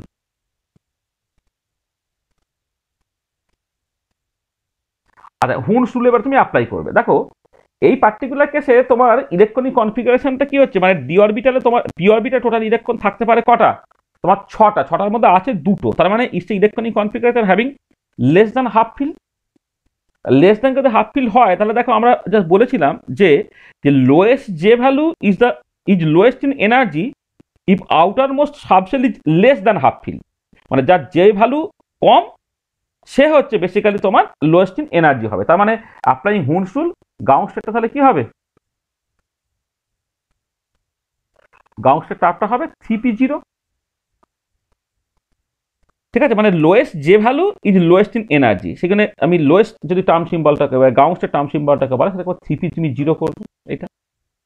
আচ্ছা, এবং তুমি সঙ্গে সঙ্গে আরেকটা জিনিস একটু করে নাও, যদি অক্সিজেন তুমি 8 করতে, তার ইলেকট্রনিক কনফিগারেশনটা কি, না হিলিয়াম 2s2 2p4। তো এই পার্টিকুলার ক্ষেত্রে 2s এর ইলেকট্রনটা ঠিক আছে আপস্পিন ডাউনস্পিনে রয়ে গেল। এবারে এইখানে যে তোমার 3টে ইলেকট্রন থাকছে, একটা থাকছে পেয়ার, একটা এরকম একটা এরকম, তাহলে এইটাও তুমি করতে পারতে, অথবা তুমি এই পেয়ারটাকে এখানে রাখতে পারতে, অথবা তুমি পেয়ারটাকে এখানে রাখতে পারতে, এটা ঠিক আছে এটা। তাহলে এবার এই পার্টিকুলার কেসে তুমি যদি দেখো একদম একই রকমের সিচুয়েশন, এর ক্ষেত্রে তোমার এসটা হবে হচ্ছে, দেখ এরা আপ আর ডাউন অপোজিট স্পিনে আছে, মানে এরা 0 কন্ট্রিবিউট করে, তাহলে এরা দুজনই কন্ট্রিবিউট করে, তাহলে এস এর ভ্যালু সেই 1, 2s + 1 হচ্ছে সেই তোমার 3। আচ্ছা, এম এল এর ভ্যালু দেখো এখানে হচ্ছে তোমার, দেখো এই +2 0 -1, তাহলে সেই +1, পরেরটা হচ্ছে 0, তারপর একটা -1, তাহলে এখান থেকে তোমার এল এর ভ্যালু সেই হচ্ছে তোমার 1 হবে, অর্থাৎ তোমার এটা পিসটা রিপ্রেজেন্ট করবে। আর জে এর ভ্যালুটা আবার সেই 2 1 0 হবে। তাহলে তার জন্য টার্মসগুলো কি কি হবে? টার্মস আর 3p2 3p1 3p0, কিন্তু এটা মোর দ্যান হাফ ফিল। 3p0 কেন হলো? মানে হুন্ডস রুল থেকে লেস দ্যান হাফ ফিল বলে, মানে এটা হচ্ছে লেস দ্যান হাফ ফিল আর কি।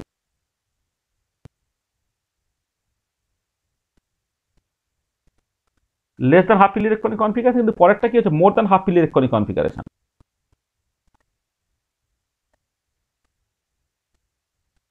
আর দেখো হুন্ডস রুল আগের দিন আমি যেটা বলেছিলাম, যদি more than half fill electronic configuration হয় তখন হচ্ছে হায়েস্ট যে ভ্যালু ইজ লোয়েস্ট এনার্জি হবে, ঠিক আছে? তখন হচ্ছে টার্মস হচ্ছে এইটা। এবারে তুমি ফ্রম হুন্ডস রুল এখানে হচ্ছে more than half fill electronic configuration.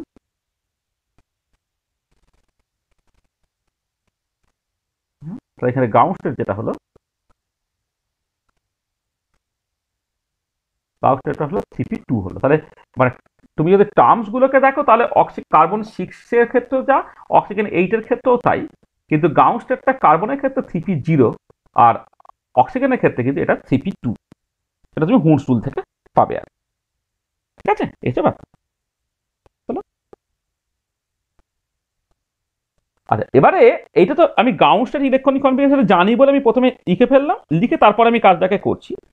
এবারে এই কার্বন 6 এর ক্ষেত্রে অ্যাকচুয়ালি জিনিসটা কি হচ্ছে দেখো, তোমার এইখানে তোমাকে মূলত যে জিনিসটা নিয়ে আলোচনা করতে হচ্ছে সেটা হচ্ছে যে তোমার এই যে এখানে দুটো তোমার ইকুইভ্যালেন্ট ইলেকট্রন আছে, মানে এখানে তো ফাইনালে ইলেকট্রনিক কনফিগারেশন NP2 টাইপের দেখতে, তো মানে পি অরবিটাল দুটো ইলেকট্রন আছে, তাহলে দুটো ইকুইভ্যালেন্ট ইলেকট্রন আছে, মানে মানে এইগুলোকে বলবো two equivalent electron, two equivalent electron.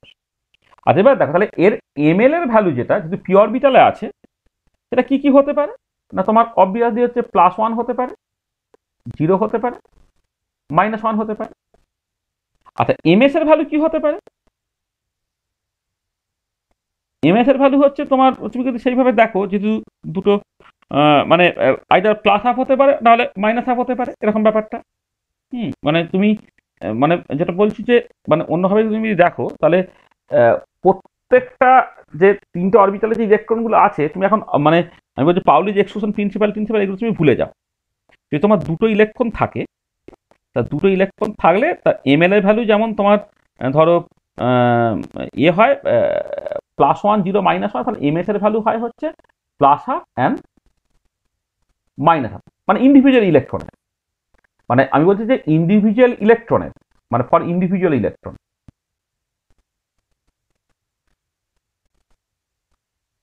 কোন একটা ইন্ডিভিজুয়াল ইলেকট্রনের ইলেক্ট করে তার ml-টা +1 হতে পারে, 0 হতে পারে, -1 হতে পারে, ms-টা হচ্ছে +1 হতে পারে, 0 হতে পারে, +1 হতে পারে, -1 হতে পারে। তার মানে তুমি জাস্ট ভাবো, ধরো ml মানে কোন একটা ইলেকট্রন তার ml এর ভ্যালু তোমার 1 হলো, আর ms এর ভ্যালু ধরো হাফ হলো, ml এর ভ্যালু 0 হলো, ms এর ভ্যালু হাফ হলো, ml এর ভ্যালু -1 হলো, ms এর ভ্যালু হাফ হলো। এটা একটা সিচুয়েশন যেমন হতে পারে। আবার ml এর ভ্যালু 1 হলো, ms এর ভ্যালু -1/2 হলো, ml এর ভ্যালু 0 হলো, ms এর ভ্যালু -1/2 হলো, আবার ml এর ভ্যালু তোমার -1 হলো, ms এর ভ্যালু -1/2 হলো। দেখো তোমার এই পরস্পরের 6টা পসিবিলিটি, মানে কোন একটা ইলেকট্রন তার ml এবং ms এর ভ্যালু কিন্তু এই 6টা পসিবিলিটি হতে পারে। যে কোনো একটা ইলেকট্রনের ক্ষেত্রে আমি বলছি, যে কোনো একটা ইলেকট্রন তার ml এর ভ্যালু এই তিনটের মধ্যে যা খুশি হতে পারে, এই দুটোর মধ্যে যা খুশি হতে পারে, টোটাল এরকম 6টা কম্বিনেশন তুমি পেতে পারো। মানে আমি বলছি প্রথম ইলেকট্রনটা, মানে ধরো আমি যদি এই তিনটে মানে আপ স্পিন মানে হচ্ছে +1/2 আর ডাউন স্পিন মানে হচ্ছে -1/2, আর ml এর ভ্যালু এইটা ধরো +1, এটা ধরো 0, এটা -1, তাহলে প্রথম ইলেকট্রনটা এইখানে আপ স্পিনে থাকতে পারে, এইখানে আপ স্পিনে থাকতে পারে, এইখানে আপ স্পিনে থাকতে পারে, অথবা এখানে ডাউন স্পিনে থাকতে পারে, এখানে ডাউন স্পিনে থাকতে পারে, এখানে ডাউন স্পিনে থাকতে পারে। তার মানে প্রথম ইলেকট্রনে 6টা অপশন, তাই তো?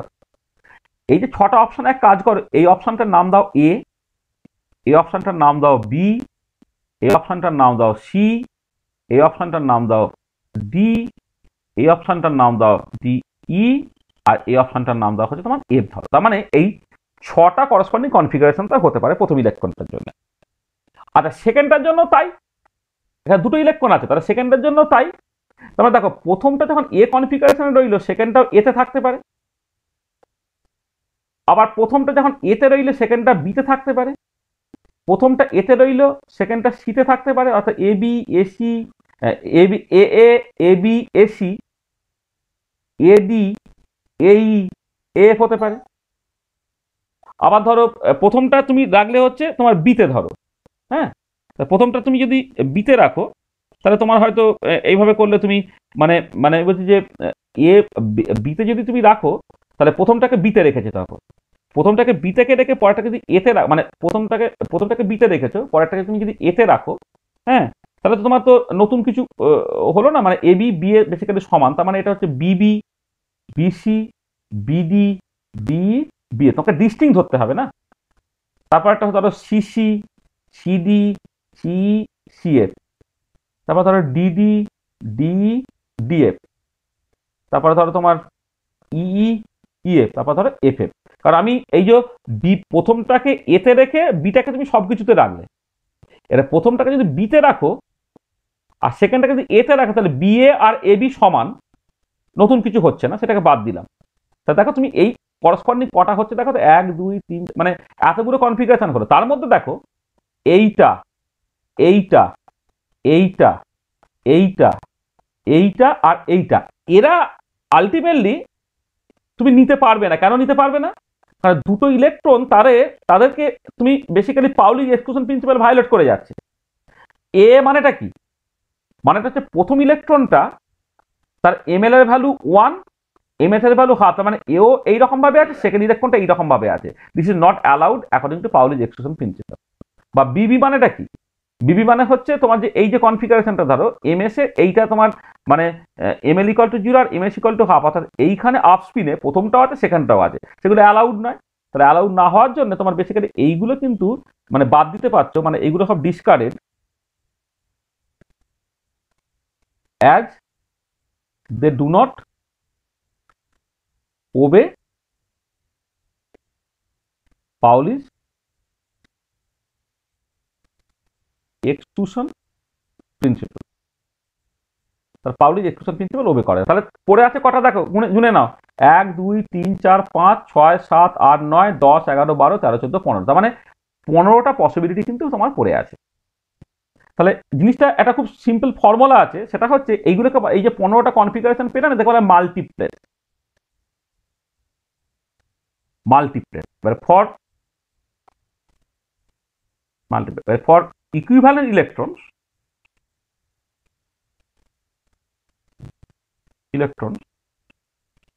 total number of multiplex যেটা, হ্যাঁ, for equivalent total number of multiplex না, সবসময় হচ্ছে তোমার এখানে দেখো কতগুলো ইলেকট্রন আছে, তুমি মানে তুমি একটু এইভাবে ভাবো যে টোটাল পি অরবিটালে 6টা ইলেকট্রন থাকতে পারে, টোটাল পি অরবিটালে এখানে কিন্তু 6টা ইলেকট্রন থাকতে পারে, আছে কটা?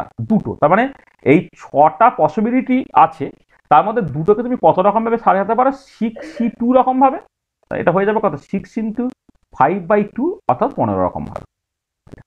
তার মানে যখন P2 ইলেকট্রনিক কনফিগারেশন তুমি দেখছো, P2 ইলেকট্রনিক কনফিগারেশন দেখো, তাহলে পি অরবিটালে টোটালি ইলেকট্রন থাকতে পারে 6টা, আছে হচ্ছে দুটো, তাহলে 6টা ইলেকট্রনকে 6টা পসিবিলিটির মধ্যে তুমি দুটো ইলেকট্রনকে কত রকম ভাবে সাজাতে পারো? না 6c2 রকম ভাবে, অর্থাৎ তোমার 15 রকম ভাবে। ঠিক আছে, এই জন্য দেখো গুনে গুনে যেটা 15 তুমি পেয়েছো, তুমি সেটাই পাবে। আচ্ছা, তুমি আর একটা কাজ করতে পারো, তোমাকে আমি হোমওয়ার্ক দিতে পারি। সেটা হচ্ছে যে তুমি এক কাজ করতে পারো, যে এই যে 15টাকে তুমি জাস্ট এই ছবি এঁকে এঁকেও দেখতে পারো। মানে তোমার ধরো এই যে আমি এই যেভাবে বলেছি যে মানে ইলেকট্রনগুলো তোমার এই তিনটে যে অরবিটাল আছে, এমএল এর ভ্যালু +1 0 এবং -1, সেখানে আপস্পিন ডাউনস্পিন যত রকম ভাবে খুশি থাকতে পারে। তুমি জাস্ট এরকম বক্স করে করে এঁকে এঁকেও দেখতে পারো, এই 15টাই জাস্ট বেসিক্যালি পাবে। সেটাই আমি জাস্ট ছোট করে তোমাকে এইরকম ভাবে দেখিয়েছি। তাহলে বুঝতে পারছি টোটাল নাম্বার অফ মাল্টিপ্লেক্স তুমি এইরকম ভাবে কিন্তু বের করে ফেলতে পারছো। এছাড়া আরো অনেক রাস্তা আছে যা দিয়ে হচ্ছে টোটাল নাম্বার অফ মাল্টিপ্লেস বের করা যেতে পারে আর কি, মানে বক্স টক্স এঁকে টেকে ইত্যাদি ইত্যাদি আর কি। হ্যাঁ, সেগুলোও করা যেতে পারে। হ্যাঁ, সেগুলো আমি মানে পরে আস্তে আস্তে সব শেখাবো, কারণ জিনিসগুলোকে আমি আনলেখাতে কমপ্লিকেট করতে চাইছি না। হয়তো দেখা গেল ধরো কথা বলছে একটা ধরো D5 ইলেকট্রনিক কনফিগারেশন, D5, সেক্ষেত্রে টোটাল নাম্বার অফ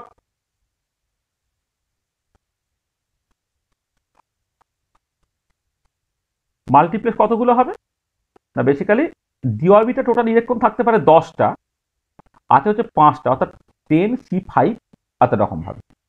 10C5 মানে কিন্তু একটা বিশাল নাম্বার। 10 ইন্টু তোমার 10 ইন্টু 9 ইন্টু 8 ইন্টু 7 ইন্টু 6, মানে আচ্ছা 10C2 মানে এন সিআর এর ফর্মুলা জানো তো, ফ্যাক্টোরিয়াল এন বা ফ্যাক্টোরিয়াল আর ইন্টু ফ্যাক্টোরিয়াল এন মাইনাস আর, এই তো এটা। তাহলে এবারে তুমি জাস্ট এখানে এক কাজ করো, তোমার এখানে যেহেতু তোমার 10 ফ্যাক্টোরিয়াল আছে, 10 ফ্যাক্টোরিয়ালটা কি লিখতে, 10 ফ্যাক্টোরিয়াল ডিভাইডেড বাই হচ্ছে 5 ফ্যাক্টোরিয়াল 5 ফ্যাক্টোরিয়াল। তাহলে একটা পরে 5 ফ্যাক্টোরিয়াল তোমার কেটে চলে গেল, মানে 10 থেকে 6 পর্যন্ত নিয়ে বাকি 5 ফ্যাক্টোরিয়াল পড়ে এলো, 5 5 কেটে চলে গেল, আর নিচে তোমার একটা ওই 5 ফ্যাক্টোরিয়াল জাস্ট পড়ে থাকছে, 5 ইন্টু 4 ইন্টু 3 ইন্টু 2 ইন্টু 1। তাহলে ক্যালকুলেট করে তুমি দেখো যেটা হবে সেটা, ঠিক আছে। তোমার 5 দুগুণে 10, এটা কেটে চলে যাবে, বাদ চলে যাবে, এটা কেটে কুটে তুমি দিতে পারবে, যাকে অসুবিধা নেই। মানে এই 3 3 6 কেটে চলে গেল, ধরো 5 4, এটা একটা হচ্ছে 5 2 কেটে গেল, এটা 4 হলো। তাহলে কত হচ্ছে তোমার 9 ইন্টু 4 ইন্টু 7 গুণ করে যেটা হয় আর কি, 9 ইন্টু 7 ইন্টু 4 252 252 হলে তাই হবে, তাই। মানে সহজ দেওয়া যাক, ধরো তোমার D2 যদি ইলেকট্রনিক কনফিগারেশন হয়, D10 বলছে, D2,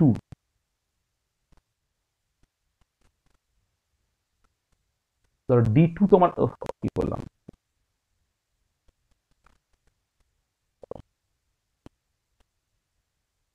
D2 ইলেকট্রনিক কনফিগারেশন, তাহলে এটা কত হবে 10 45, তাহলে 10 ইন্টু 9 ডিভাইডেড বাই 2 মানে হচ্ছে তোমার 45, মানে এইরকম আর কি। তাহলে তুমি এইখানে তুমি এইরকম করে জাস্ট টোটাল মাল্টিপ্লেস কতগুলো হবে সেগুলো তুমি ক্যালকুলেট করতে পারবে আর, ঠিক আছে। তাহলে যতগুলো মাল্টিপ্লেস হবে প্রত্যেকটার এক একটা করে টার্ম থাকবে।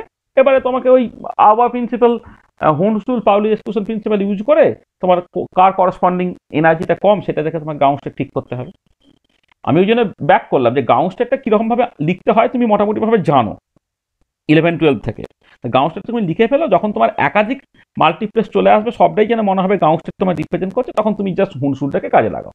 যেমন কার্বনের ক্ষেত্রে এবং অক্সিজেনের ক্ষেত্রে দেখলাম আর সেই মতো করে তুমি করে ফেলতে পারবে, ঠিক আছে। এইরকম আর কি, মানে তোমাকে জাস্ট মানে পরীক্ষাতে এই ধরনের জিনিসপত্রগুলি মূলত দেয়। এবারে বেশ কিছু অ্যাটমিক টার্মস তোমাকে জাস্ট বের করতে হবে, তোমার কি বলবো মানে আমি বলছি যে টার্মস বের করতে হবে মানে হচ্ছে বেশ কিছু এক্সাম্পল সময় করতে হবে। তাহলে আমি জাস্ট তোমাকে হোমওয়ার্ক হিসেবেই দিচ্ছি, হোমওয়ার্ক হচ্ছে জাস্ট মানে calculate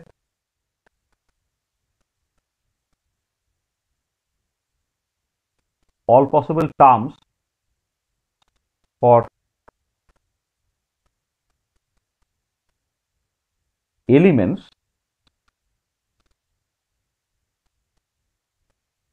all possible atomic terms, atomic terms for elements having z equal to 1 থেকে তোমার 30, 1 থেকে 30 পর্যন্ত তুমি এটা প্র্যাকটিসের মতো করে হচ্ছে অল পসিবল টার্মসগুলোকে জাস্ট বের করে এবং স্ট্যান্ডার্ড বইয়ে দেখবে এগুলো করে দেওয়া থাকবে, স্ট্যান্ডার্ড বইয়ের সাথে মিলিয়ে দেবে, মিলিয়ে দেখে নেবে। এগুলো কিছুটা রুলের মতো করে তোমাকে এখানে শেখানো হচ্ছে, কিন্তু এর ব্যাকগ্রাউন্ডে একটা ভালো কোয়ান্টাম মেকানিক্স আছে, বেশ কিছুটা অঙ্ক আছে, সেই পার্টগুলো আমরা যখন মানে অ্যাডভান্স কোয়ান্টাম মেকানিক্স পড়বো, স্পিন অরবিট কাপলিং পড়বো, তখন তার কারণগুলো তোমার কাছ থেকে পরিষ্কার হবে। তো দেখো আমার মনে হচ্ছে সিলেবাসে এই এতখানি পোর্শনই ছিল, সেটা আমরা জাস্ট করলাম, মানে অ্যাটমিক স্ট্রাকচারের যে সিলেবাসটা, সেই সিলেবাসে আমার মনে হচ্ছে যা যা জিনিসগুলো অ্যাকচুয়ালি কভার করতে পেরেছি আমি মনে হচ্ছে করেছি। হ্যাঁ, তোমরা একটুখানি সিলেবাসটাকে দেখে নেবে, দেখে নিয়ে যদি তুমি দেখো যে না সিলেবাসে আরো কিছু টার্ম আছে সেই জিনিসগুলো আমি হয়তো কভার করি না, আমি তো আগের দিন সিলেবাসটা পড়ে দিয়েছিলাম না। হ্যাঁ, সেখানে দেখবে এই এই জিনিসগুলি মূলত আছে অ্যাটমিক স্ট্রাকচার, মানে ক্যালকাটা সিলেবাস অনুযায়ী। এবার আদার দেন ক্যালকাটায় যদি তোমার আরো সিলেবাসে আরো কিছু কাজ ইনক্লুডেড থাকে, তাহলে একটুখানি বলো যে স্যার অ্যাটমিক স্ট্রাকচার এই পার্টটা আছে, আপনি এখনো করাননি, তখন আমরা সেটাকে কভার করবো। তাহলে আমার মনে হয় আমাদের মানে তুমি আজকের মধ্যে একবার দেখে নিয়ে একটু বলে নিও যে ক্যালকাটা এবং আদার দেন ক্যালকাটায় যারা আছো তাদের সিলেবাসে তোমার এই অ্যাটমিক স্ট্রাকচারে আর কিছু আছে কিনা। যদি আরো কিছু থাকে তাহলে সেগুলো একটুখানি বলবো, আমরা কুইক টিচার্স কভার করে দেবো। নাহলে আদারওয়াইজ আমার মনে হচ্ছে অ্যাটমিক স্ট্রাকচার পার্টে যতটুকু বিএসসি ইনঅর্গানিক ফার্স্ট ইয়ারে আছে সেইটুকু পার্ট আমরা কভার করেছি। আমাদের নেক্সট ক্লাসে আমরা মানে ইনঅর্গানিকে তো ঠিক আছে তার মতো করে পড়বোই, কিন্তু আমরা ওই যারা এমএসসি ছেলেদের জন্য হচ্ছে অ্যাডভান্স যে তোমার অ্যাটমিক স্ট্রাকচার একটা জায়গা আছে আর কি, সেটা তার মতো করে পড়বো। তোমাদের এখন বিএসসি ছেলেদের এখন সেই কাজগুলো করার দরকার নেই। তোমরা সেই 4th 5th সেমিস্টার হয়ে গেল, কোয়ান্টাম মেকানিক্স হয়ে গেল, তারপর যদি তোমরা ইন্টারেস্টেড থাকো তখন সেগুলোকে করতে পারো। মানে ওই যে বিভিন্ন রকমের ম্যাগনেটিক ফিল্ডে বা ইলেকট্রিক ফিল্ডে যে স্পেকট্রা স্প্লিটিংগুলো হয়, Zeeman effect, Stark effect, anomalous Zeeman effect, Paschen Back effect, এই যে রিলেটেড জায়গাপত্রগুলো, spin orbit coupling, total angular momentum বের করা, টোটাল ম্যাগনেটিক মোমেন্টাম বের করা, এই যে বেশ অঙ্কের বা ম্যাথামেটিক্যাল বেশ কিছু জায়গা আছে, সেগুলো তোমাদের সিলেবাসে উল্লেখ করা নেই। হ্যাঁ, কিন্তু ওই মানে এগুলো জানতে হবে মানে ভবিষ্যতের জন্য, কিন্তু বিএসসি ফার্স্ট ইয়ার অবশ্যই জানার দরকার নেই। মানে মানে বোঝানো আমার পক্ষে একটু ডিফিকাল্ট, কারণ কোয়ান্টাম মেকানিক্স কিছুই জানো না, আমার পক্ষে একটু অসুবিধা হয়। হুম,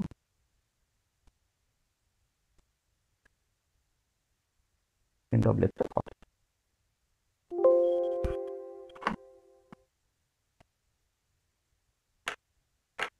দেখো মানে কোনো অসুবিধা আছে কিনা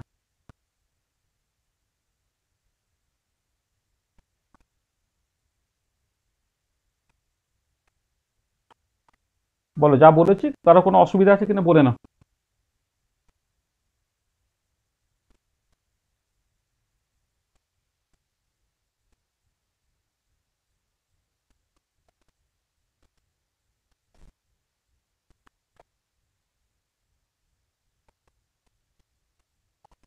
কোনো অসুবিধা আছে?